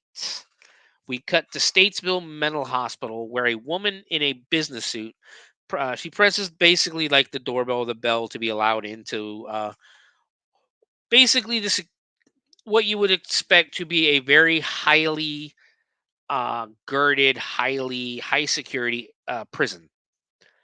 The security guard, he can see basically through the camera. She can see her. He talks to the lady through the intercom and asks, a little late for visitors, isn't it? She apologizes and she explains to the guard that she had an appointment with Warden Kane hours ago, but traffic was murderous. So the security guard gets a little bit creepy right off the bat, and he takes the camera and zooms in right on her cleavage and tells her that she can have an appointment with him, darling. All of a sudden, you hear a little bit of struggling with the mic, and then Warden Kane comes over the speaker and tells her to excuse his guard's lack of manners. Around these parts, they don't get a lot of reporters that look like, please come on in. So he's getting a little creepy too. And ladies and gentlemen, for the first time ever, we finally get the legendary Robert Englund on the Bloody Binge movie podcast, as of course he is playing Warden Kane. Warden Kane tells the guard they already have enough heat on them, and you want to go and make things worse by sexually harassing a reporter. The guard tells him when everyone hears about what goes on in this place, they're all going to be shit canned anyway, so who cares? And yeah, where did I lost my? Warden Kane greets the reporter just a little uncomfortable. He's like a little uncomfortable because she's a beautiful woman. He's not used to. I guess they're not used to getting visitors and things like that here. She asks if the boys are if basically she asks if the guard and the warden are okay or if there's a problem. And like I said, she's a very attractive woman. And they're both just really nervous, like yeah, not really going into caveman like there's boobs, but going like I really do I get to talk to her? But she tells him that she doesn't bite, and she takes her outer coat off. she's still like dressed in a business suit. Warden Kane asks if they should get started, and she asks if it would be okay if she recorded the conversation. Warden Kane tells her that's fine, and he wants to keep everything on the books. Which really, I mean, she's here to do a story. You agreed to let her in. You agreed to let her talk. Why would it be a problem for her to record? But he then like leans in and asks her if anybody has warned her about this place. She tells him that she doesn't scare easily, and Warden Kane says there are people here that even God is afraid of. The guard buzzes them in, and the reporter says she is surprised they were able to keep a facility such as this hidden for so long. The warden explains that most of the jobs left this area years ago, so there really isn't much reason for people to venture down here any longer. Although they do get the occasional teenage devil worshiper, but they are typically very easy to scare off. She asks why the secrecy, and she's basically like, other facilities for the criminally insane exist. They don't hold people without a trial. What about their rights? Warden Kane basically tells her, well, if Gitmo can get away with it, why shouldn't they? And this is a reminder that this movie was made 10 years ago. These monsters are domestic terror. He tells her that these monsters are domestic terrorists, in his opinion, and have no rights. He asks her if she really believes that out of the millions of people in this country, there aren't more than just a handful of sickos. He lifts off Dahmer, Bundy, Gacy, and says they're just the ones who got all the press. Here, they house the ones that you whisper about around the campfire. I love that explanation. It makes these people seem, way scarier, way more intimidating. And I love that line of, and I might actually use it. Excuse me, might actually use it this year. Here they house all the ones that you whisper about around the campfire. She asks if killing them is the answer, and he basically goes off the record, and she hits the button to stop recording. And he leaves it and basically says if he didn't have those SOBs up in the state house nosing around his business, he'd put a bullet in each one of their heads. We hear the buzz, and Warden says, "Welcome to No Man's Land, Miss Quinn." And we cut to a solitary door in the center of the room. He tells her this is what they call Supermax. He opens basically it's got like the window on top of there where you can just look in. He opens the window of the first cell and introduces us to Jeffrey Ramses. Jeffrey is he's sitting in a cell eating a can of beans, and it bothered me a little bit because the lid to the can was still on it, just popped up like you would a regular can. And if anybody has ever opened a can before, that shit is sharp. This guy could easily use that as a weapon, either to off himself or attack anybody coming into the cell. Like, why the fuck would you leave that on there?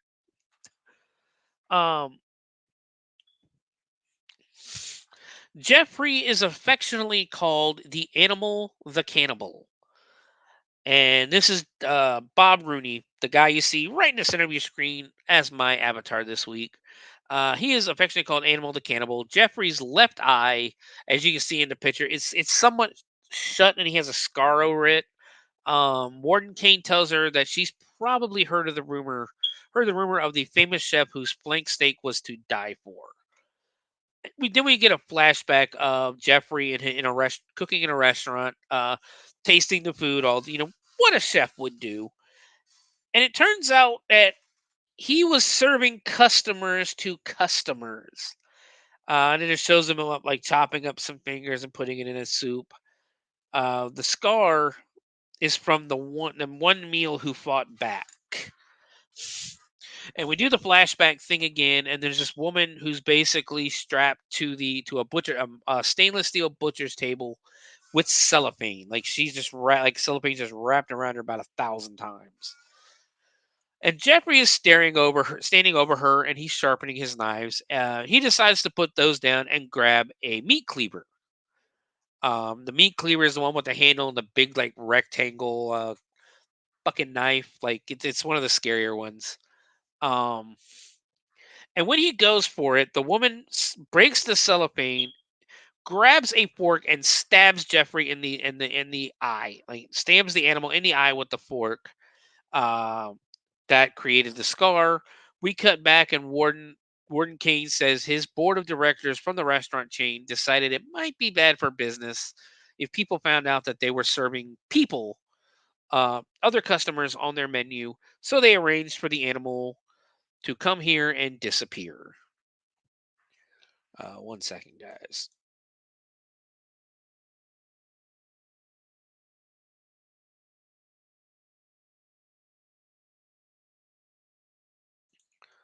All right, and we're back. Now we meet Bradford Young. Warden tells her that the ladies call him Dr. Suave. And then we see a handsome man just sitting. He's just sitting in his cot, you know. He was a dentist that believed that not every tooth could be saved. We go and do the flashback thing where Dr. Suave has a patient tied to his chair, like strapped down to his chair. Uh, and he's telling him, like, everything's going to be fine. And he grabs one of the biggest fucking drills I've ever seen. We hear the drill start, that famous with the dentist, that zzz, as the man screams, and we see the drill going straight through the back of his head. And then we get this pretty cool shot of the light from the dentist chair. It's like shining straight through the hole, and you can see it out the back. It looks awesome. Dr. Swab says that should do the trick. We cut back to modern time, and he waves and smiles at the reporter. She kind of smiles back. Next, Miss Quinn goes and opens up a window for herself. And now we get to meet Walter Harris, a.k.a. the taxidermist. And ladies and gentlemen, we now get to see Clint Howard. Let me check something. I want to see who played Dr. Suave. I don't even have it.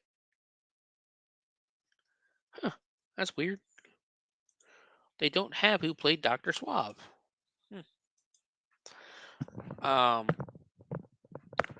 And ladies and gentlemen, we get another horror movie legend, Clint Howard. His specialty was birds. The more exotic, the better. Flashback to Walter holding a female's severed head and placing it on a naked woman's torso. He tells the head that she's going to make someone a very nice wife. He smiles, and he basically, in his cell, he smiles as if he recognizes Quinn, and she just says, cute. The next one is a very large man. Warden says he broke 3 of his guards' arms and nearly killed the only doctor they had out there. And we now meet Rocco the Clown. He was an underground wrestler until he killed one too many opponents in the ring. And then we get some flashbacks of Rocco in the ring.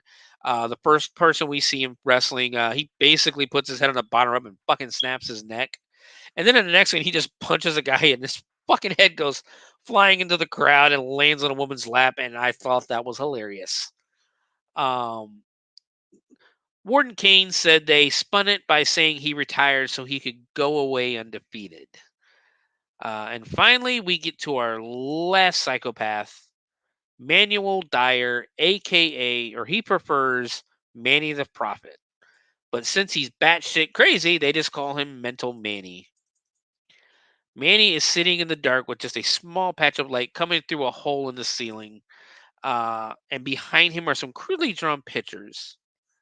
Miss Quinn says she's heard of him.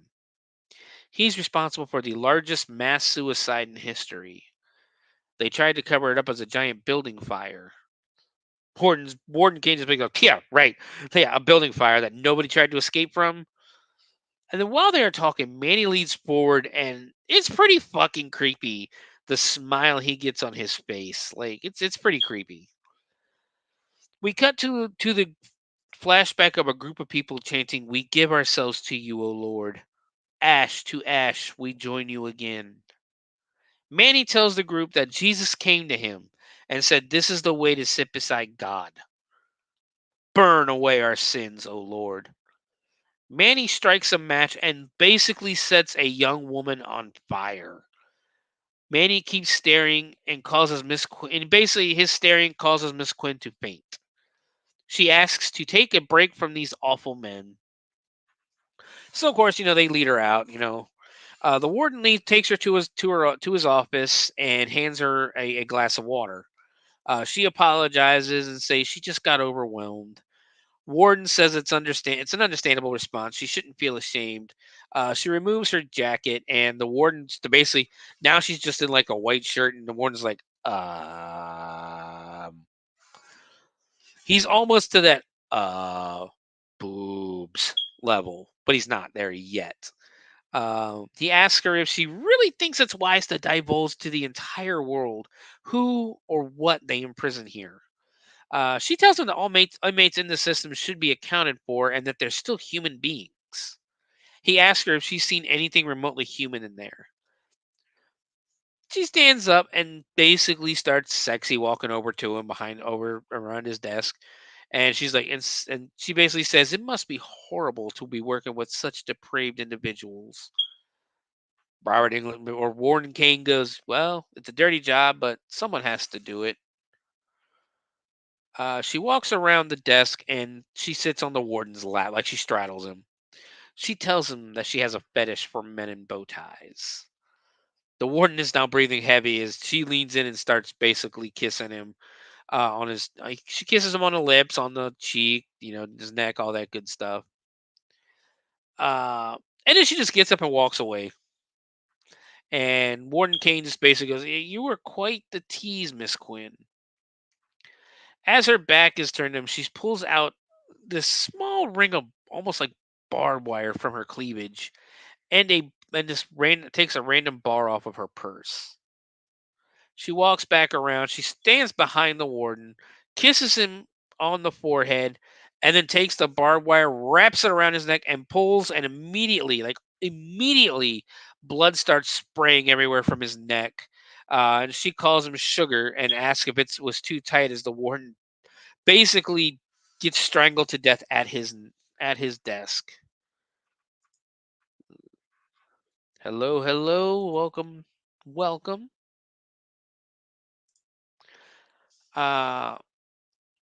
So basically, she kills Warden Kane. She walks over and she starts screaming for help. A guard walks in and she just appears behind him and stabs him with a spike. Grabs his gun. We cut back to the front guard, who, as she walks by, and he basically looks and goes, "You can't be here, little lady." She says she's here for their appointment and just fucking shoots him. Like, just shoots him in the chest. Blood splatters everywhere again. There's a lot of gore in this movie, by the way, guys. She almost does a nursery rhyme saying, "Here's a ball for baby. It's nice and round. Here's baby's hammer. How she likes to pound."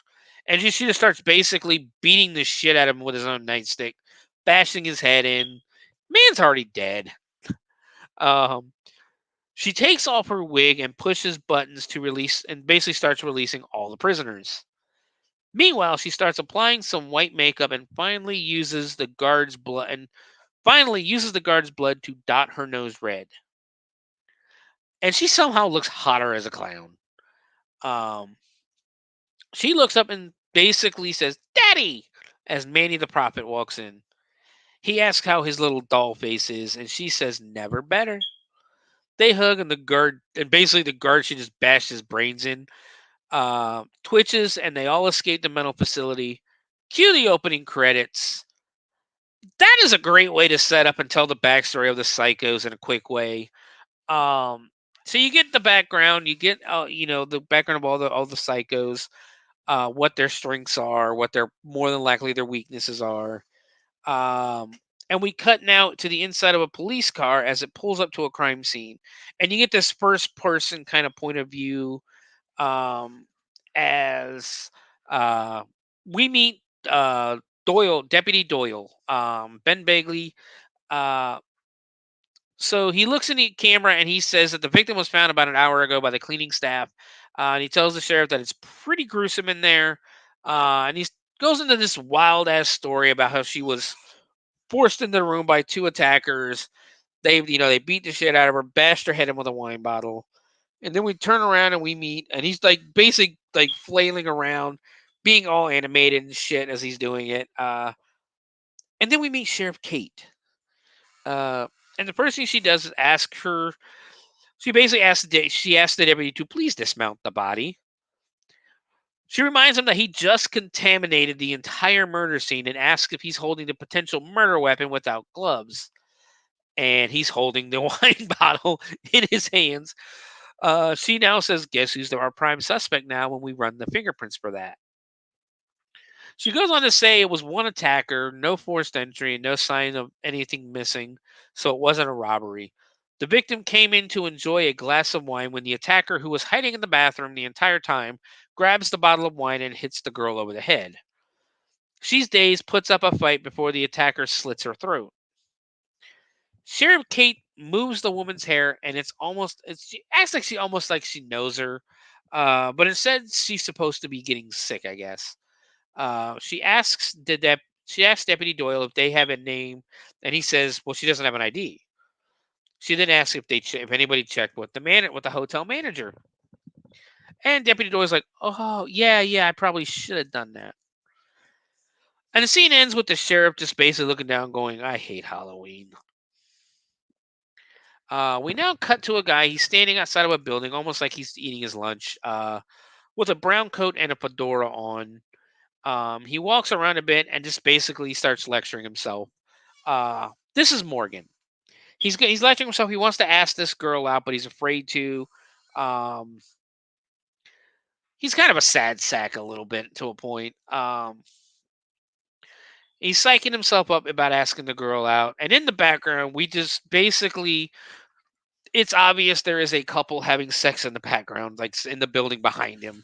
Uh, He tells himself he's a gentleman, and all he has to do is walk up to her and say, and then from inside you hear the guy basically, he's like, so it basically goes, just walk up to her and say, and then from inside you hear, I love your tits.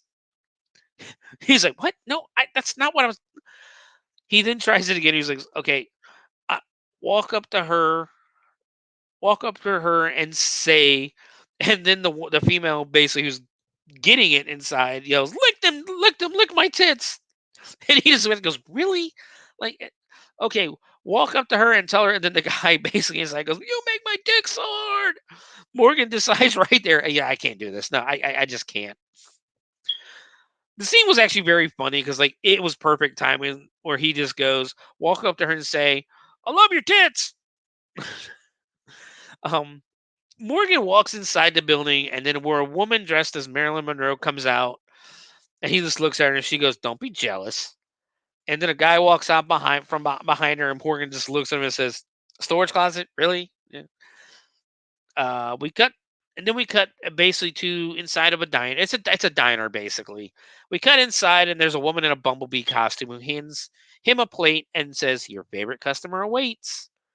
Marilyn tells B Girl that she needs to give it up sometime, and tells her, "Well, why not? Why not fuck Morgan?" Bumblebee tells her she's not a virgin and that and asks why she would think that. And Lori, who is the Bumblebee, basically Marilyn tells her that my 13-year-old cousin has the same costume as you, and even she's more sexually active than you are. Lori says she blames Tinder for that, and then Lori asks who she is supposed to be, and Marilyn Monroe tells her she's sexy Hillary Clinton. So apparently I'm completely fucking wrong. Lori laughs at her, and the other girl shows her bra and asks, what, you wouldn't vote for these in 2016? They didn't. They didn't vote for those in 2016.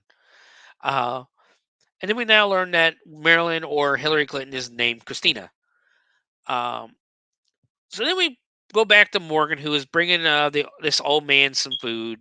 And this old guy he's there for comedic timing and for comedy. He's a fucking dick. The old man basically tells him that the mashed potatoes are lukewarm, the steak tastes like a charred, dirty boot. Then asks what the hell he's wearing. Morgan tells him, well, I'm supposed to be the seventh Doctor Who.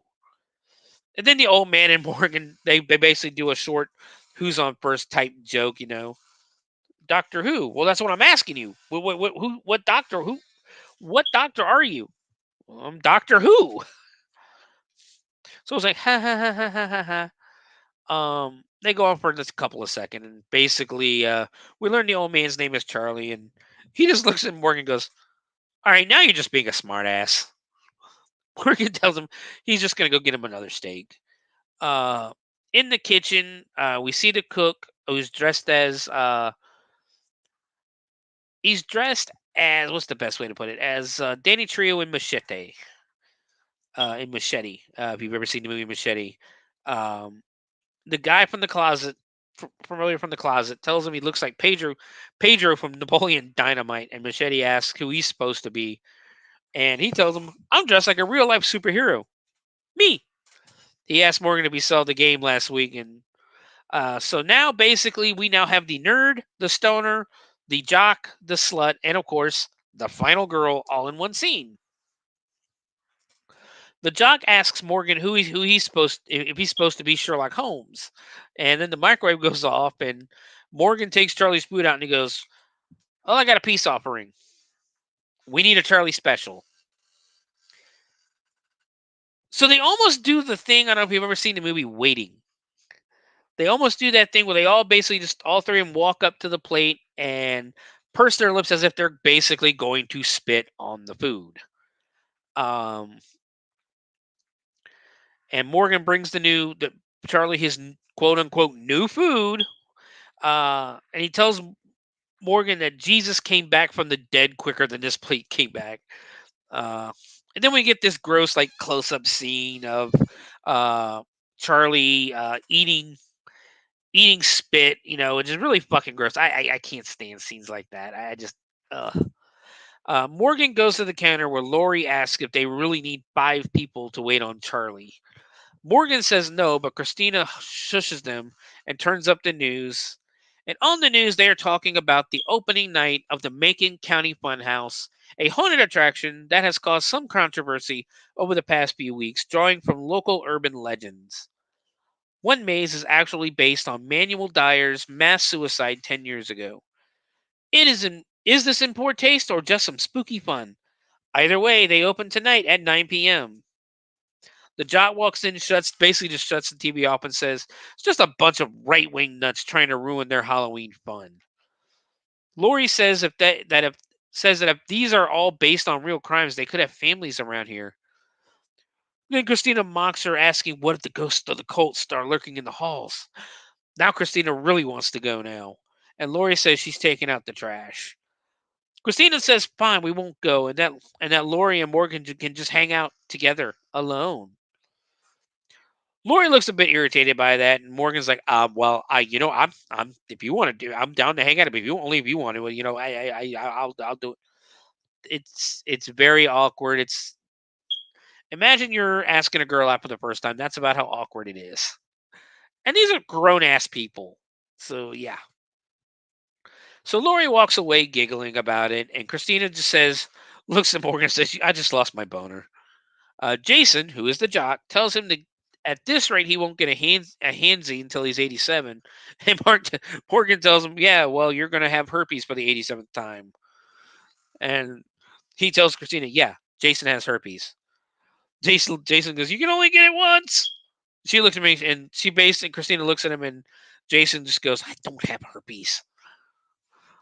Then we cut out back where Lori basically she's throwing the trash away, but then of course being I guess the virgin, the good girl, whatever you want to call it, the final girl, she starts separating the recycling from the trash, and uh, we see this hand. We get that ominous music. The hand goes over the fence. She looks around, but there's nothing to see. And then we clearly see somebody sneaking up on her. They grab her, scare her from behind, and she just turns around and knocks the shit out of him with a can of cream corn. So we cut back inside. 2 guys in cheap zombie makeup come in behind her, and she's like pissed. The smaller guy, who is Randall, says it's all in the spirit of Hallows Eve cheer. And in speaking of which, Gerardo, the guy who's dressed as Machete, is taking them to the fun house if anyone wants to join. Gerardo says, "I don't have enough room for everyone." And then the bigger guy, who is Mikey, says, "You drive a Ford Ranger. It's the largest of the compact trucks." And Gerardo says if they can all fit in the back, they can ride. He has to keep the inside clean for Rosalina. Jason says he and Christina are good to go. They just have to convince these two pussies to go, pointing at Morgan and Lori. Morgan makes a really good point, though, that Morgan never said he didn't want to go. He really didn't. And then Randall says, come on, it's not as if the funhouse is positioned in the middle of nowhere with only a broken down asylum nearby, haunted by the ghosts of its dead, deranged inmates. Spoiler alert, it totally is. The smaller guy asks, or I'm going to say, I put smaller. Randall asks, what is there to be afraid of? And Morgan again replies with something smart. Everything you just mentioned. The scene ends with everyone locking the diner up and jumping into the back of Gerardo's truck. Then we hear Charlie ask, basically after everybody leaves, all you hear is Charlie going, is somebody going to bring me my check? No, fuck you, die. Fuck you, die in the diner. We now cut over to Land of Illusion Haunted Scream Park located in Middletown, Ohio. And the 6 psychopaths are staring at the stage. They're basically inside. I know exactly where they are. They're inside, right in the middle by the bonfire. They're staring at the stage. Manny looks at Dollface and basically asks if everything is set up as they had planned. Dollface, yes, Daddy. And Manny says, well, let's give the boys a tour of their new playground. We see some of the scenes from the mazes, basically, some of the scenes from the mazes. We cut to a classroom scene where one of the owners of the haunt is checking to make sure everything is ready. This is Dennis. This is Courtney Gaines, Malachi from the Children of the Corn. Walt, who I call the reasonable owner, asks if the other people, asks Dennis if maybe people are right about the haunt being exploitative. Dennis looks and goes, do you really think people are going to care that their haunt is too realistically violent? That's like getting mad that porn has too much sex in it, real sex in it. He says that bad press is actually going to help them tonight. Hashtag get killed in Macon tonight is twittering on the tweezer. This is what he said.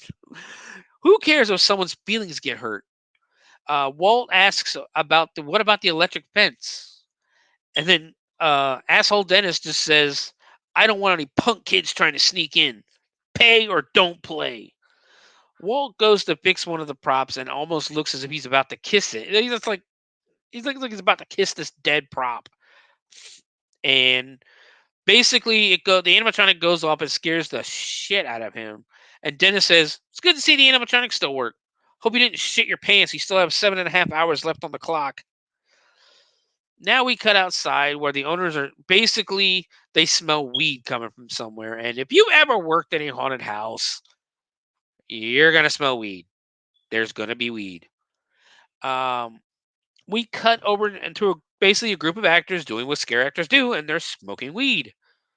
They pass it down the line where it gets to Rocco the clown.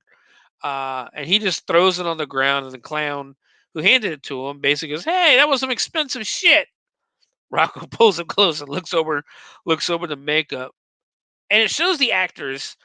Basically, this is where you realize the actors are dressed at. These are the actors portraying the serial killers. Rocco, taxidermist, Animal the Cannibal, Dollface, who they actually call Stitchface, and Manny. Looking a bit scared, and when it gets to Cannibal actor, basically when it gets the guy playing Cannibal, he just goes, fucking Dennis double booked us. The way he said it was funny because like this terrifying fucking guy is just staring you down. We now cut to Dr. Suave. He's inspecting the scene representing his crime. He pushes a button and the animatronic in the chair, spits out some blood. We cut over to Animal the Cannibal, seeing his scene, and he gets pissed. He goes, this scene is all wrong. I would look at these portions. I didn't run a cheesecake factory. Now we cut over to the taxidermist scene, and he complains that these aren't even taxidermist tools. We then see Manny just on a long bridge, and he says, sorry, friends, I have a new flock now. We cut back outside to the weed smoking actors who are basically they're caught by Dennis and Walt. Dennis goes off on him saying this is the biggest night of his life and they're smoking illegal drug paraphernalia. Does this look like Colorado to you?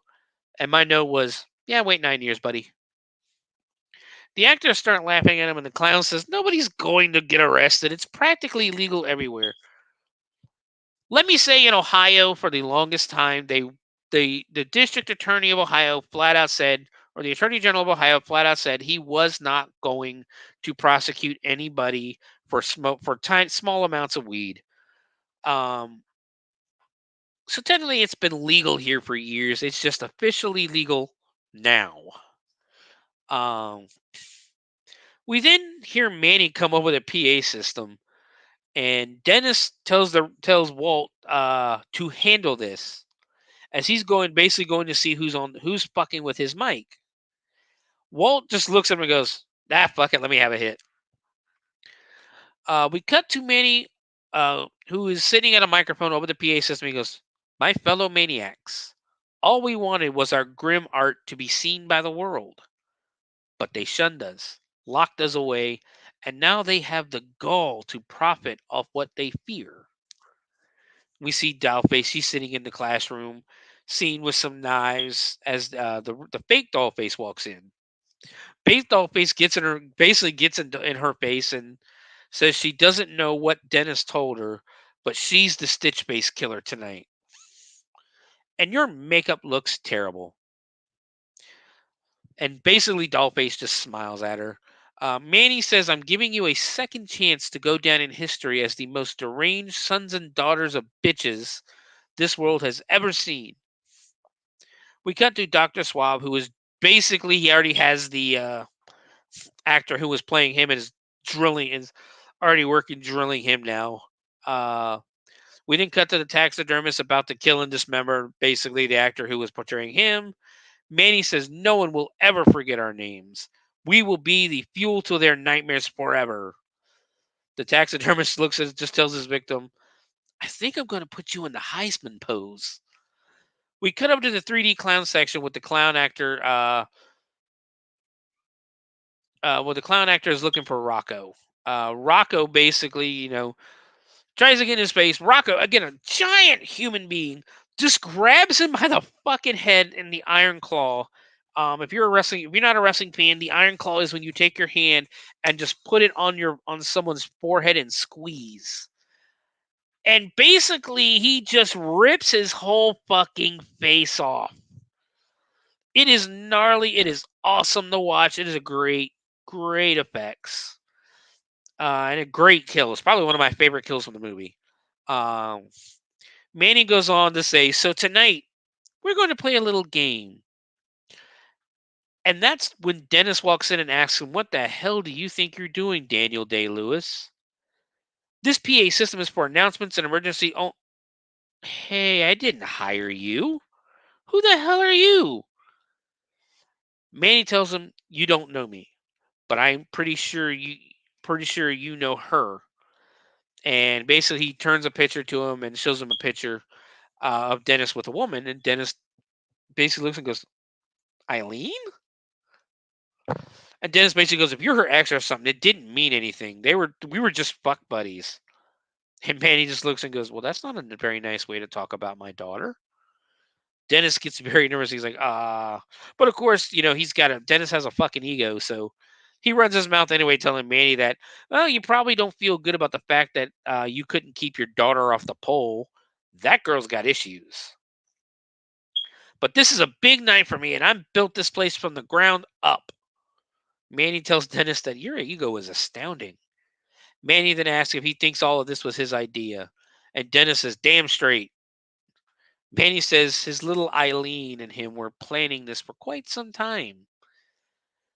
Dennis was just the puppet, and Eileen pulled just the right strings to ensure that Dennis created just the right forum for their return. Dennis backs into Rocco, who is now wearing the face of the other clown. Manny says, sadly, Pinocchio, we have no need for you anymore. Rocco just basically slams his head into the ground, and he pops up, and there's big, huge gash on his cheek. And he tells Manny that he hopes he likes lawsuits. He's like basically he's knocked about. He's like, I hope you like lawsuits because I'm gonna sue the shit out of you. As Rocco is basically dragging him away. Manny returns to the PA and Manny says, Daddy has lots of presents for you to open tonight. So just like Christmas, feel free to rip them open. The camera pans up with dramatic music, and it worked very well. That scene was a good scene. They're doing really good explaining backstory. They're doing well with giving us names and stuff like that, which I can say for a lot of movies they always have a problem with. The new scene, as we cut to the sheriff's car in front of basically the sheriff's parked in front of the station. Sheriff Kate is in her office going over some old stories and pictures of basically the psychopath's victims, mainly Manny's. We see a quick flashback to a murder scene where the victim's eyes and mouths were stitched shut like a doll, like a baby doll. But then we cut back and the sheriff tells Deputy Doyle that she's heading out. We now cut to a red Ford Ranger where our heroes are arguing over how Stitchface killed her victims. Mikey is telling the group that his brother's best friend's cousin, his best friend's sister's cousin. I'm sorry, hold on. That his brother's best friend's sister's cousin knew one of the kids that went missing. They pretty much don't believe him. And Lori mentions Statesville, and Mikey begins the scary story. Some say there are dozens of criminally insane patients still up at Statesville, and that he and Randall had been there hundreds of times, and it's more surveilled than Morgan's internet history. Then Mikey starts with my cousin Larry's uncle's best friend, and Christina basically shuts him up and tells him he's full of shit. And for some reason, they act like they're in a traffic jam, but there's nobody around them. And they smack on the hood and tell Gerardo to start moving, almost as if they were in a movie giving backstory. So that was a shitty scene. It was not a fun scene at all. Like it was kind of obvious what they were doing. But we head back over to Land of Illusions now, as the gate is open and two radio DJs show up, and of course one of them is bitching about doing a haunted house, and the other's pretty excited for it. Animal the Cannibal is actually playing a security guard right now, and his mouth is covered in blood. The radio DJs introduce themselves as Dr. Dave and Mr. Bob, but Bob wants to be called Senor Bob, and Dr. Dave says, "No, fuck you. We're not doing that." Animal recognizes them as two guys from that morning radio show, and they tell they thank them for recognizing them, but they haven't been on that morning radio for about 15 years now. And Animal just goes, "Oh yeah. Guess it's been a while since I could have listened to the radio, isn't it?" Do you get it? He was locked up for 15 some years. Dave says he wouldn't want to listen to them on the radio either. And Bob points out that Animal has a little bit of something on his bottom lip. So naturally, Bob pulls it off and eats it, and they're like, oh God, I'm going to be up. They walk in and they start basically to set up their show, and the truck's getting ready to back in, all that good stuff. As the parking lot, it shows the parking lot filling up, and the haunt is about to open. We get some like rockabilly style music as Animal is taking tickets at the front. The radio show DJs start as basic. They're about as basic as you can imagine. Animal starts creepily, like basically he starts frisking this girl, and it's like going slowly down. We get to watch a few groups going through the mazes when all of a sudden the taxidermist comes up from behind, whacking a guy in the head, and the three girls with him start laughing and taking a picture with his pretty much dead corpse for the Instagram, as they don't realize it's not part of the show. Back to the midway where one of the DJs makes a joke about they haven't seen a line like this since the last Justin Bieber concert. Then we go to the classroom scene where this dude walks ahead of this dude is with three girls. He walks ahead telling them he's not scared. If you're a male, I'm going to tell you that this is a great piece of advice. If you're a male and you have one or more females with you walking through a haunted house, stand back with the females. They will grab you. They will hug onto you. They will do a lot of stuff that men like. Not sexually, but hugging, grabbing, all that good stuff. Stay back with the group. The lights go out and a strobe light hits, and we barely see Dollface slit the kid's throat. But we get a glimpse of the carnage, which looks pretty good, like with the slit throat, when the blood, coming pouring down in the strobe light, looks pretty fucking awesome. The lights come back on, and the three girls they're holding each other, like they do in every haunt. Like you see this like this so many times, and they ask where Robbie went to. One says he's probably already waiting for us outside. They do this on the hayride too. Meanwhile, I just noticed that a few of the corpses who are sitting in the chairs are real people. So I'm assuming that they are Dollface's previous victims already done up and ready to go. The girls basically they're like, "Oh, hashtag best funhouse ever. Hashtag our friend got kidnapped by killers. Hashtag longest hashtag ever." And I want to hit them. The DJs announced that if you bring up 6 2-liter bottles of Shasta, you'll receive $5 off your admission, and goddamn if you can find Shasta. The DJs decide to take a break as the beginning of this montage ends. We go outside to our gang where Gerardo decides he doesn't want to go inside because he tells the group this place is too scary for him. And then as he's walking away, he's like, besides, only white people like this shit. Hold on one second, guys.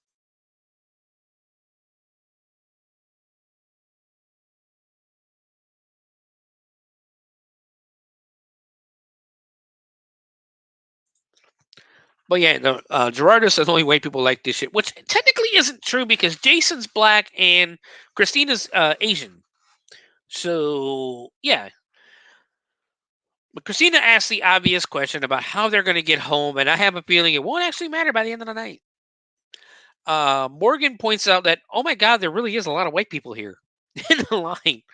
And the group buys their tickets from Animal, and basically they walk inside and immediately get scared. Morgan and Lori scream, and Christina makes fun of them for being scared. Morgan asks Lori why she's friends with Christina, and Lori says, well, because we work together. And Morgan just basically calls Christina a cunt. We now cut to the sheriff's station where Deputy Doyle is playing Hogan's Alley on the NES with the actual blaster, and it's awesome because I love that. I miss those times. The phone ring, and it's somebody reporting a murder. They watch their friend get murdered, they say.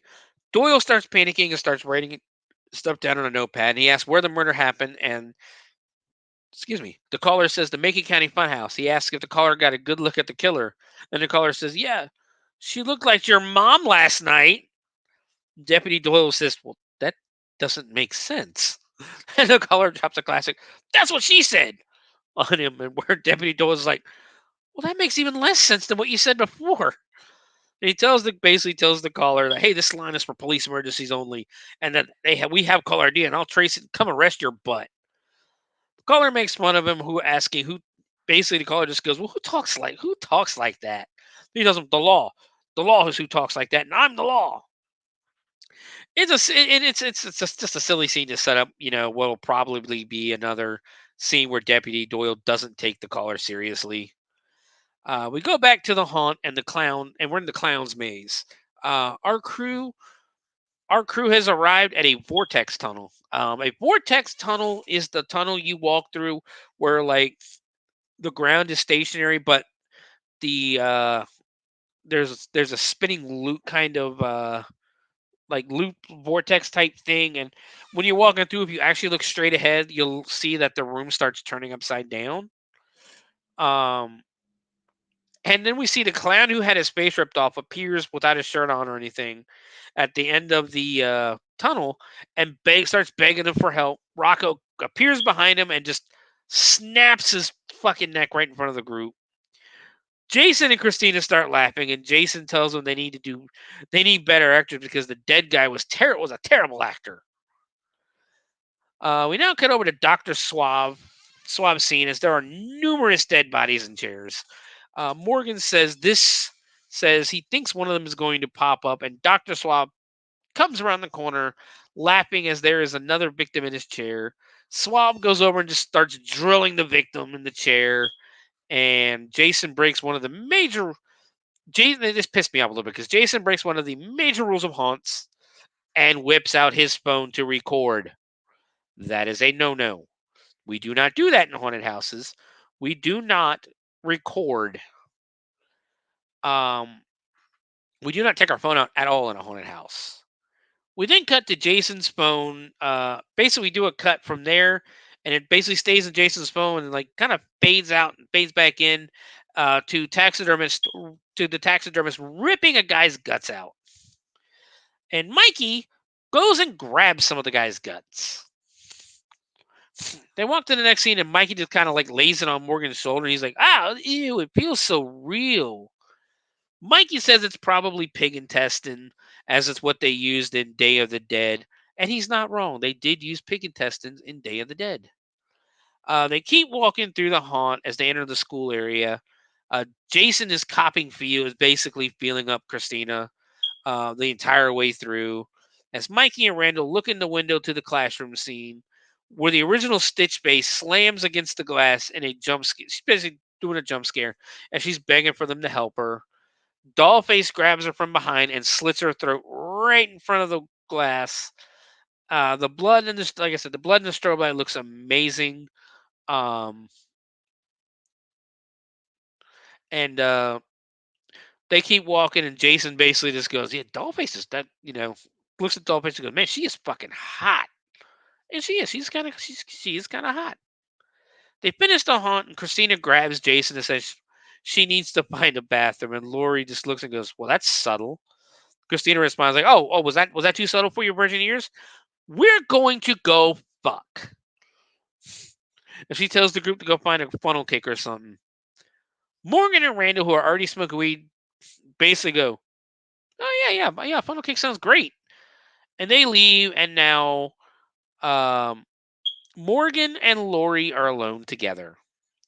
Lori asks Morgan if he wants to go do the ring toss, or if he does the ring toss. Morgan basically goes, "Well, I'm not a professional at it." And Lori's like, I don't think I've ever met a professional ring toss player. But then we cut, and they basically walk off to do the ring toss. We cut to Raka, who is now chaining the gates shut. Animal offers Rocco a piece of the security guard sashimi style. We now cut to Gerardo calling Rosalina and asking her when she's going to be off. They basically have a little conversation back and forth. She tells him about 30 to 35 minutes. As she has a few more patients, and basically for him to go wait at her house, he says, he's not going to do that. Gerardo, he takes a drink from a flask as we cut to a bathroom where Jason and Christina have found a stall to basically bounce chicka wow wow. They start making out. He pushes her against the stall wall, and she asks Jason if he really thinks Dollface was hotter than she is, and he's basically, "Oh, of course not." I say yes. Dollface is much better looking than Christina is. Jason basically rips her bra off, and we get a brief shot of her nipple before the shirt covers it up, and he basically throws it on the ground. And she yells at him for throwing it on the ground, so he bends over and picks it up, and she's like, "I'm not going to put it on now."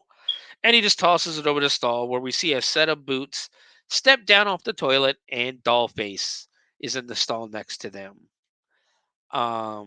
She comes out of the stall and basically watches the whole scene where Jason and Christina are doing their thing.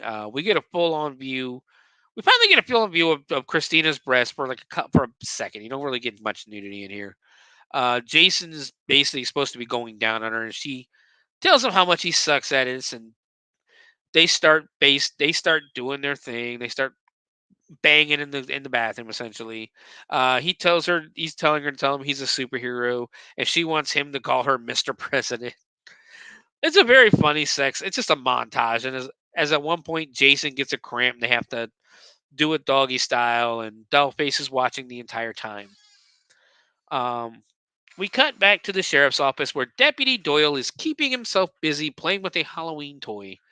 The phone rings again where he answers and says, "Let me guess, your friends are being murdered at the funhouse." And basically she's like, "No, hurry up, they're cut." And we hear the girl get murdered on the phone. And Doyle says that one was actually pretty realistic. Doyle leaves the phone off the hook, and we cut back to the bathroom where Jason and Christina have finished up banging in the bathroom stall. Jason goes and basically Christina's gonna freshen herself up, and Jason's gonna go grab a beer.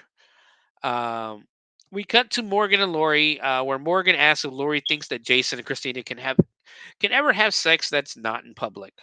Lori says, "Well, no, because they're shameless." Lori says sometimes sometimes adding a bit of adding a danger element to sex could be fun. So Morgan, for no reason at all, admits that he couldn't do it because he gets nervous going to the bathroom peeing at the diner. She, of course, laughs at him as they keep throwing their rings. Morgan finds a little bit of guts and asks Lori if she's ever had sex in a public place, and she just laughs and goes, "Maybe, but I only answer sex questions on the third date." Morgan asks which date is this, and before Lori can answer, a guy comes out screaming and holding his arm, which is splurting blood. She pretends to have not heard him and he says, "Well, never mind." Like the chicken shit that he is. Mikey and Randall appear cock blocking Morgan at this point. Jason also shows up with his beers, and they tell him that, they just look and go, "Well, that was fast." Jason says, "Well, that's what your mom said last night," which gets a laugh out of Mikey and Randall. Morgan says, "That's not a good thing if she said that." And Jason responds with "Well, it was a good thing. It was a good thing when she said it to me because I was still inside." We got back to the bathroom. Christina is still freshening up. She's putting some lipstick on. We hear a scream outside, and she drops the lipstick into the sink. She bends down, picks her lipstick up, and there's Dollface standing beside her. Christina jumps a little bit and tells Dollface that she's taking her job too seriously. And then she asks, what are you going to do with those knives? Cut me with it?" Dollface basically shakes her head yes, and Christina asks, "Isn't this a timeout zone for the freak show?" "No, it isn't. If you see an actor in the bathroom at a haunt, we are going to stay in character. We are not going to break character until the end of the night, until the final customer leaves. That is when we break character." Um, Christina goes to leave, and Dollface basically grabs her and indeed slices a good gash into Christina's face. Christina looks in the mirror, gets pissed, and basically swings on Dollface. We cut back outside where Jason is still looking for Christina. He's looking over at the bathroom, like really nervous. Jason says she should have been back by now. Mikey and Randall take it upon themselves to split up to go look for her because they want candied apples. We go back inside the bathroom where Dollface slams Christina's head into a wall. Christina lunges at Dollface, and they end up fighting in a stall where literally they basically knee each other in the hoo-ha, as I would put it on here. Straight in the vagina. They basically just trade knees to the vagina. They come out fighting over the knife where Christina finally knocks the knife out of Dollface's hand, grabs her by the hair, drags her to a toilet, and gives Dollface a swirly. The whole time, Christine is yelling at, "You'll pay for my face," while she's drowning a bitch. Dollface pulls herself out of the toilet, grabs Christina, and basically shoves her and slams her against the stall door, where the coat hook that's on the back of the door goes straight through her fucking throat. It looks awesome. Dollface kisses her as Christina dies. We now cut over to Sheriff Kate, who has returned to the murder scene in the hotel room from earlier. She's inspecting the entire room, looking at a lot of things that probably should have been collected and taken with them. She finds a lot of information on the inmates from the mental facility. Like, this chick has a bunch of old newspaper cutouts and notes and things like that. As she's in the room, Kate gets a phone call from Sam Myers, who said he got a call from Deputy Doyle about his reporter, Jessica Quinn. She asks him if he knows why she was in town, and he tells her that she's a freelancer and he never knows anything about her stories until they are on his desk. Hold on one second, guys.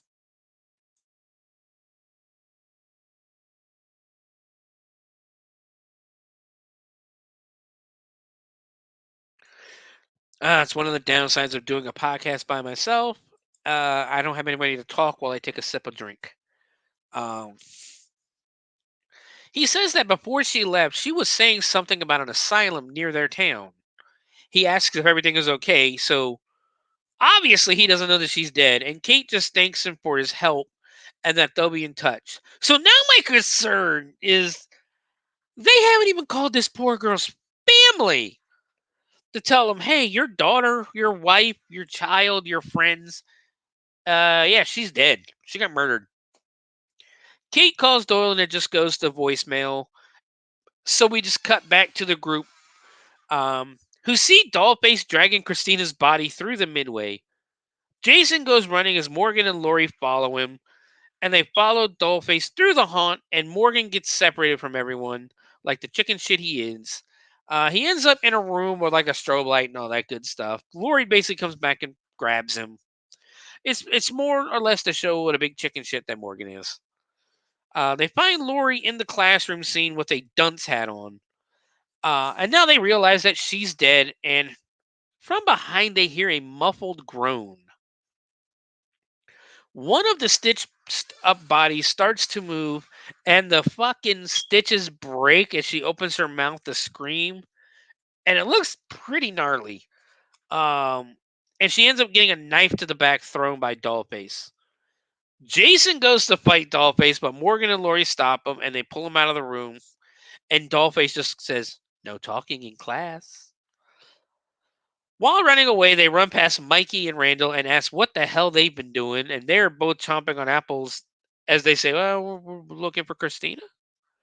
Morgan tells them all of this is real and people are dying. The guys don't seem to believe them.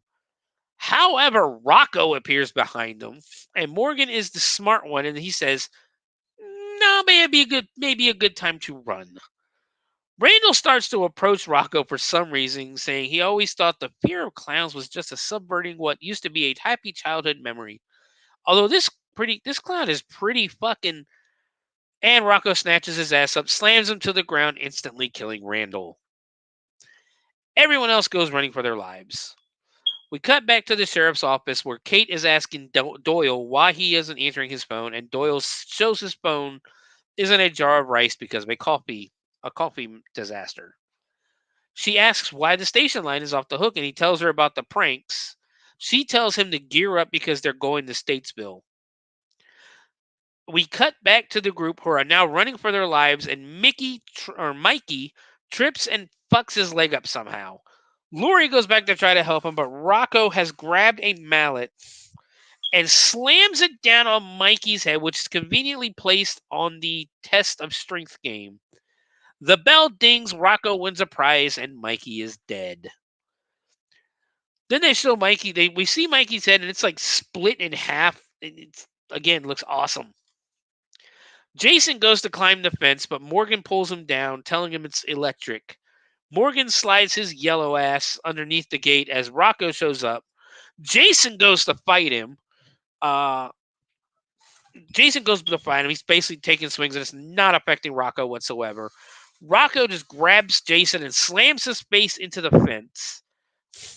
Lori jumps on Rocco's back, telling him to get off of her friend. Rocco easily just tosses her off as Jason's face starts to peel as it gets pushed further into the chain link. And again, another great effect, like his eyes starting to pop out of his skull and everything. It looks awesome. Lori tells Morgan to run to get help as she runs off back into the park. And then we cut over to Gerardo as a blonde girl slams against his window, covering it with blood. Now she's screaming for help and she falls down. He screams because he's scared. He's just like, "Ah!" He then very comically slowly rolls down the window of this old ass pickup truck, like with the crank, and it takes him about 20 seconds. And he just looks down and goes, "Miss, are you okay?" Are you dead? And then we cut to Statesville where Kate and Doyle are walking around with their guns drawn. Doyle basically just goes, "Sheriff's Department, is anybody here?" He looks at him and goes, "Do you expect the killer to answer you?" And then Doyle goes down as he slips in a pool of blood from the security guard's body that he just found. Doyle makes a shit ton of noise as he keeps sliding again in the blood. He basically, every time he tries to get up, he falls right back down. Doyle tells Kate to go on without him as he can't get up. And then he just goes, "What kind of shoes are you wearing?" Kate keeps finding even more security guard bodies. Kate calls for backup and forensics at her location that nobody knows because she never told anybody where she was going, and asks where those prank calls were coming from. Doyle tells her from the funhouse and then realizes he's fucked up, and he just screams, "Oh, crapola!" They go running.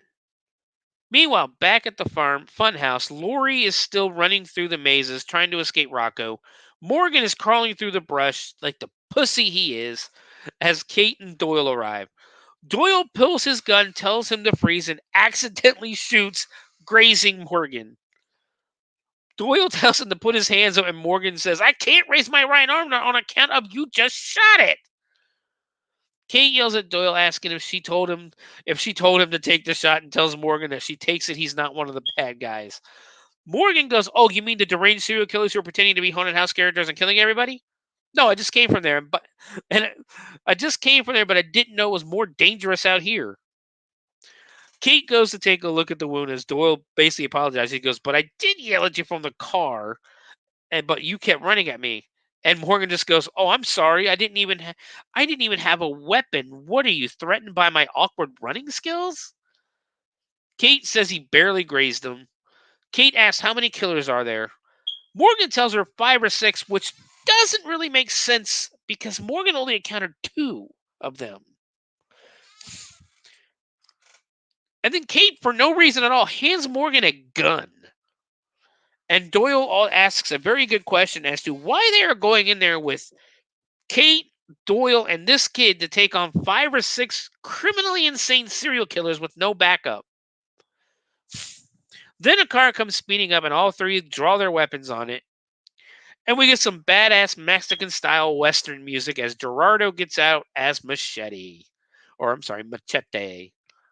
Gerardo says he thought they could use some help.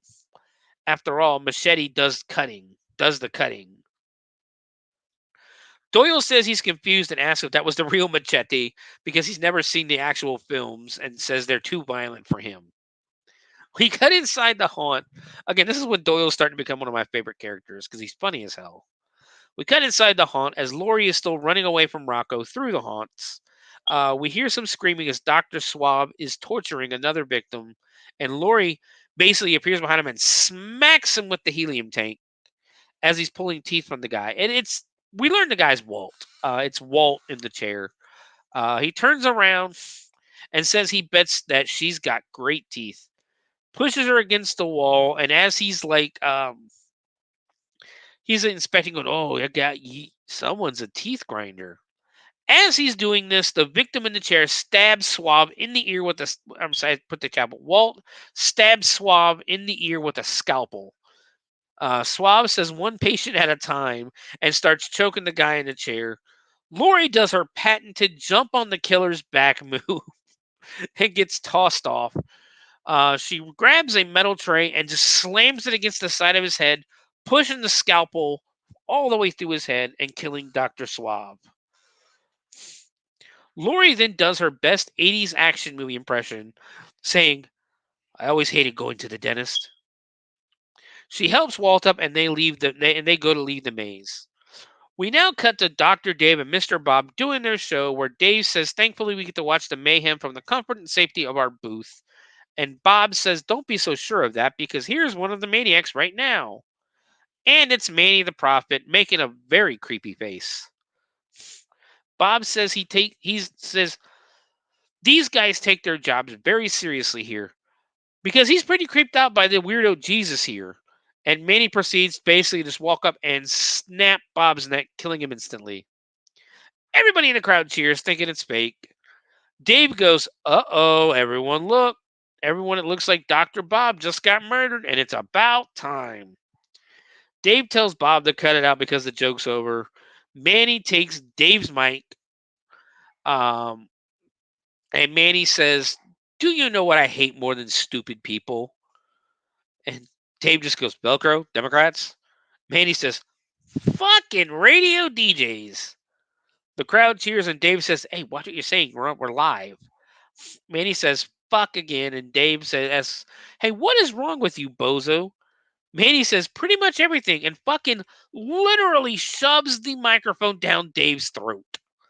Manny grabs the other mic and asks if the crowd is having a good time. They cheer. We cut to Kate, Doyle, Gerardo, and Morgan walking through the game section, and Doyle says, "Oh, these games look so fun." They all just stop and stare, and Doyle's just basically, "Oh, well, I'm not going to play them now with all these dead people. That would be in poor taste." He tells him if he says another word, she'll shoot him herself. We cut to Lori helping helping Walt to safety through the clown area when just a random clown jumps out to scare him, and Lori straight up drops this dude, kicking him square in the nards. This clown has nards. The clown asks, "Why would you do that?" And Lori goes, "Are you crazy? Don't you know what's going on out there?" And the clown goes, "Yeah, I'm taking nut shots from a bumblebee." We hear the crowd cheer, and Lori tells the clown to help her get Walt out of there. We cut back to Manny addressing the crowd, and he says he can't believe how desensitized they all are. They're laughing at gore like a ride at Disneyland. They truly are sick individuals. But the thing is, it's all been real. Dollface walks out first, followed by the animal and the taxidermist and Rocco. Manny says they really have been killing people, and they have been all evening. The crowd, of course, does not believe him, and we see Kate and company walking through the crowd. She sees Manny on stage and just stares and says, "He's alive?" We cut to the flashback where Manny is setting the woman on fire again. We see a little girl watching the woman burn, and Manny leans down and says, "Relax, Catherine. It's only death." Kate looks immediately pissed as Manny says it's time for their final act. "Make it a good one, boys." Animal looks around pointing as if he's choosing who to go after, and I'm telling you, all fucking hell breaks loose. Rocco jumps off the stage and shoves a few guys down. Dollface jumps down and just starts slashing away at people's faces. Rocco breaks a guy's back in a bear hug as another guy tries to punch him. He just gets fucking yeeted across the frickin' midway. Kate tells the two men to get as many people to safety as they can. Or as the three men to get as many people to safety as they can. Doyle says, "I guess it's just us three amigos," but not because Gerardo is Mexican. It's because there's three of them. Chaos is still reigning supreme as Animal slits a throat.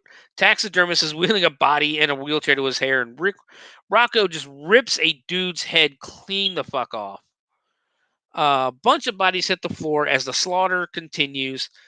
We cut to Lori and the clown helping Walt out of the haunt, who tells them he can't walk anymore. And the clown says, "No, he literally can't walk, and he's going to get us killed."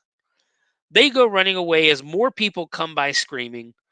One blonde cheerleader who's in the back gets fucking dropped with a flying mannequin head, hits her in the head, knocks her out.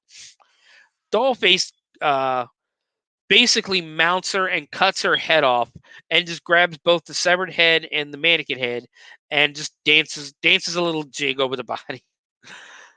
The clown says, "Fuck this," and he leaves Lori and Walt and says he's getting the fuck out of here. Now we cut to the gate from earlier where the three amigos are helping people escape underneath it.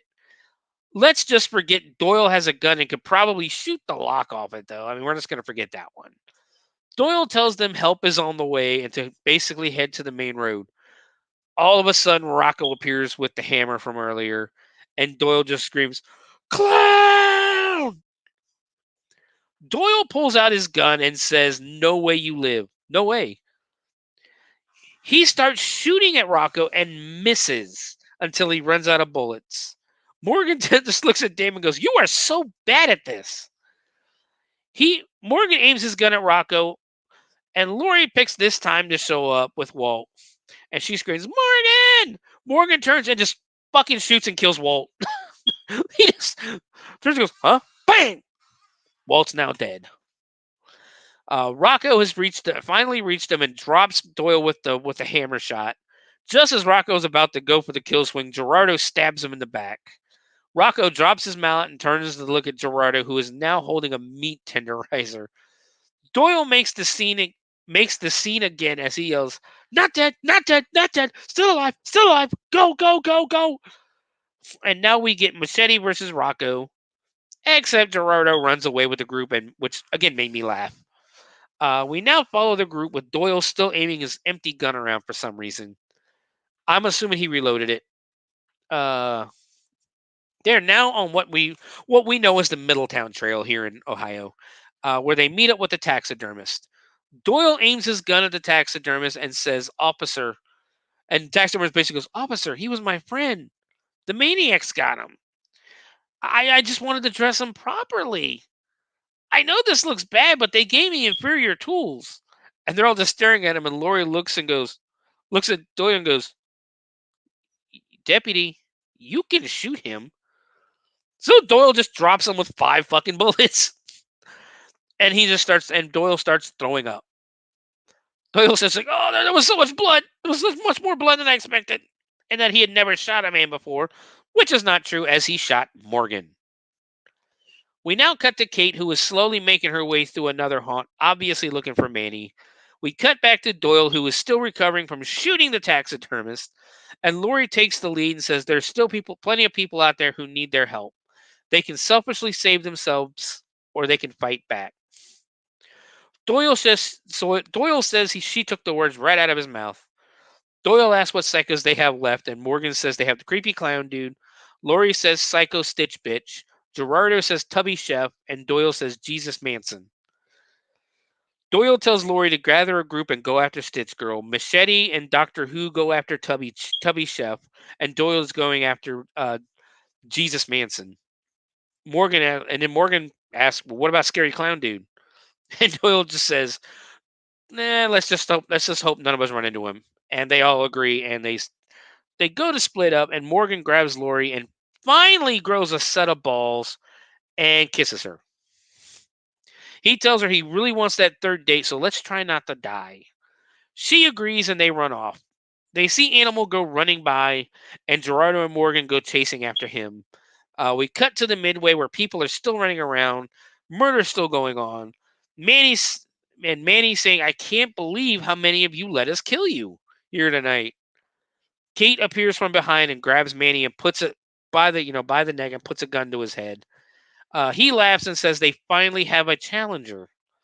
Dollface screams "Daddy," and Manny tells her that the gun pointed at his head is purely for show.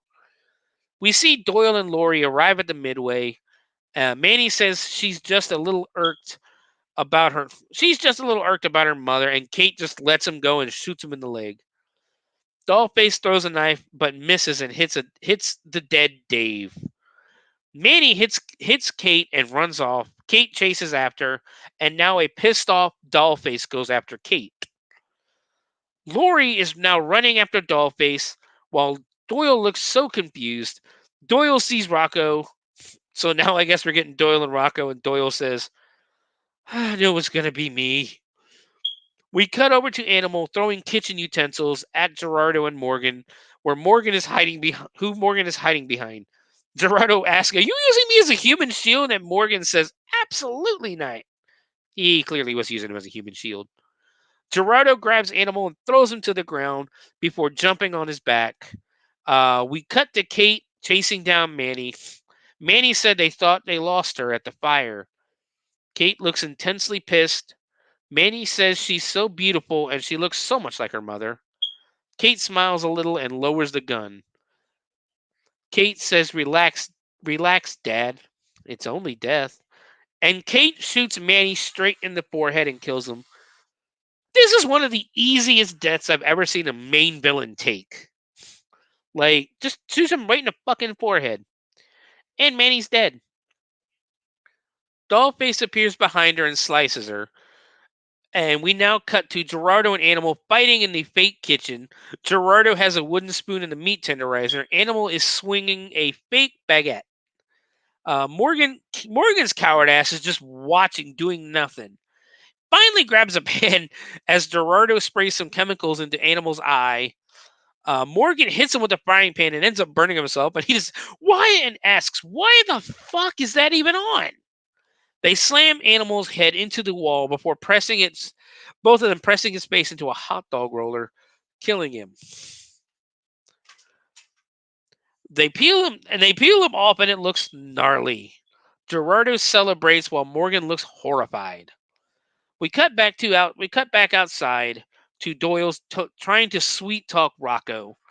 He tells Rocco, "Look, we got off on the wrong foot, and that's my fault as I shot you first."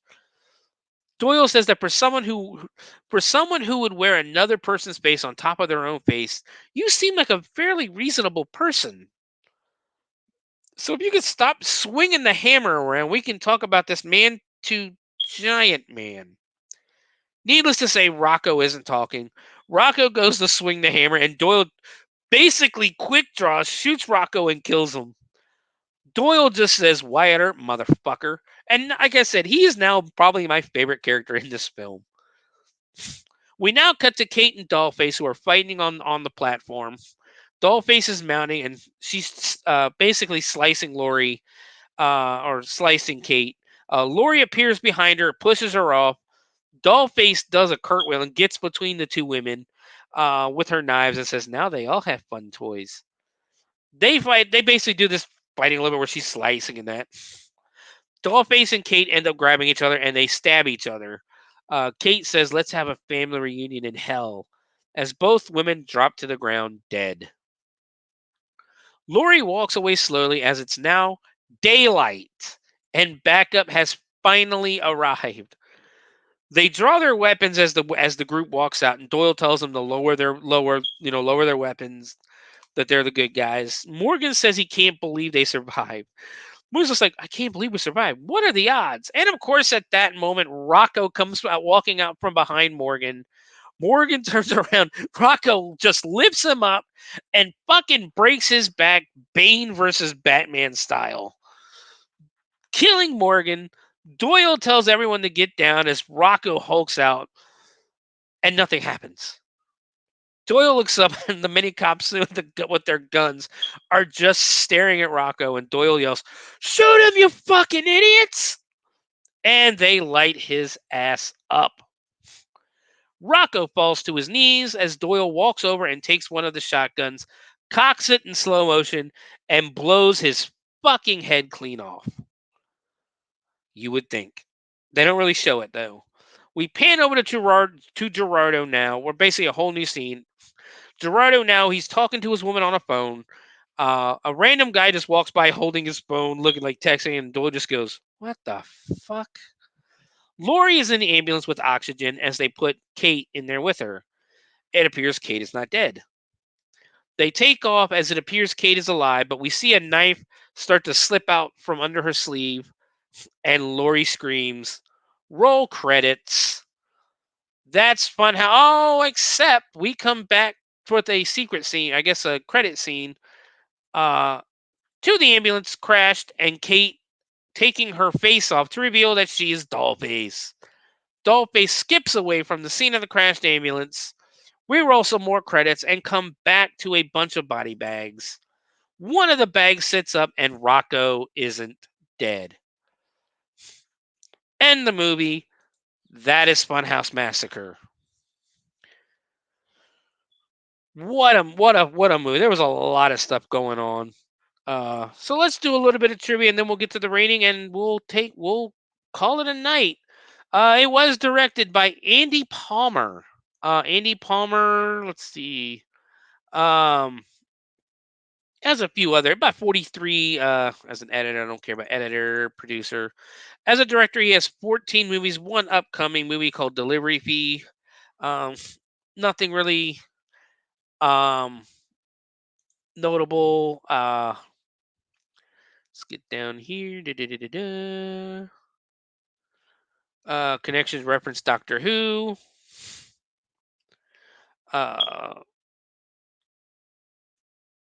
Trivia. Filmed at Land of Illusion Haunted Scream Park outside of Middletown, Ohio. Lord of Illusion Funhouse is named after Clive Barker's book and movie Lord of Illusions. It is actually Land of Illusions. At the beginning of the film, Dahmer, Bundy, and Gacy are mentioned. This is just before the film's psychopaths are introduced as the cannibal, the lady killer, and the clown. You know, I did not piece that together. That's pretty interesting, actually. As Jeffrey Dahmer was a cannibal, Ted Bundy killed women, and John Wayne Gacy used to enjoy dressing as a clown.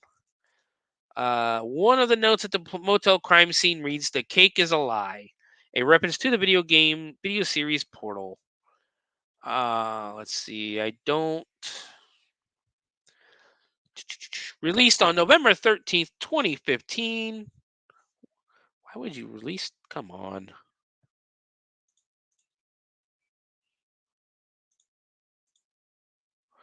Sorry, my computer froze there for a second. Released on November 13th, 2015.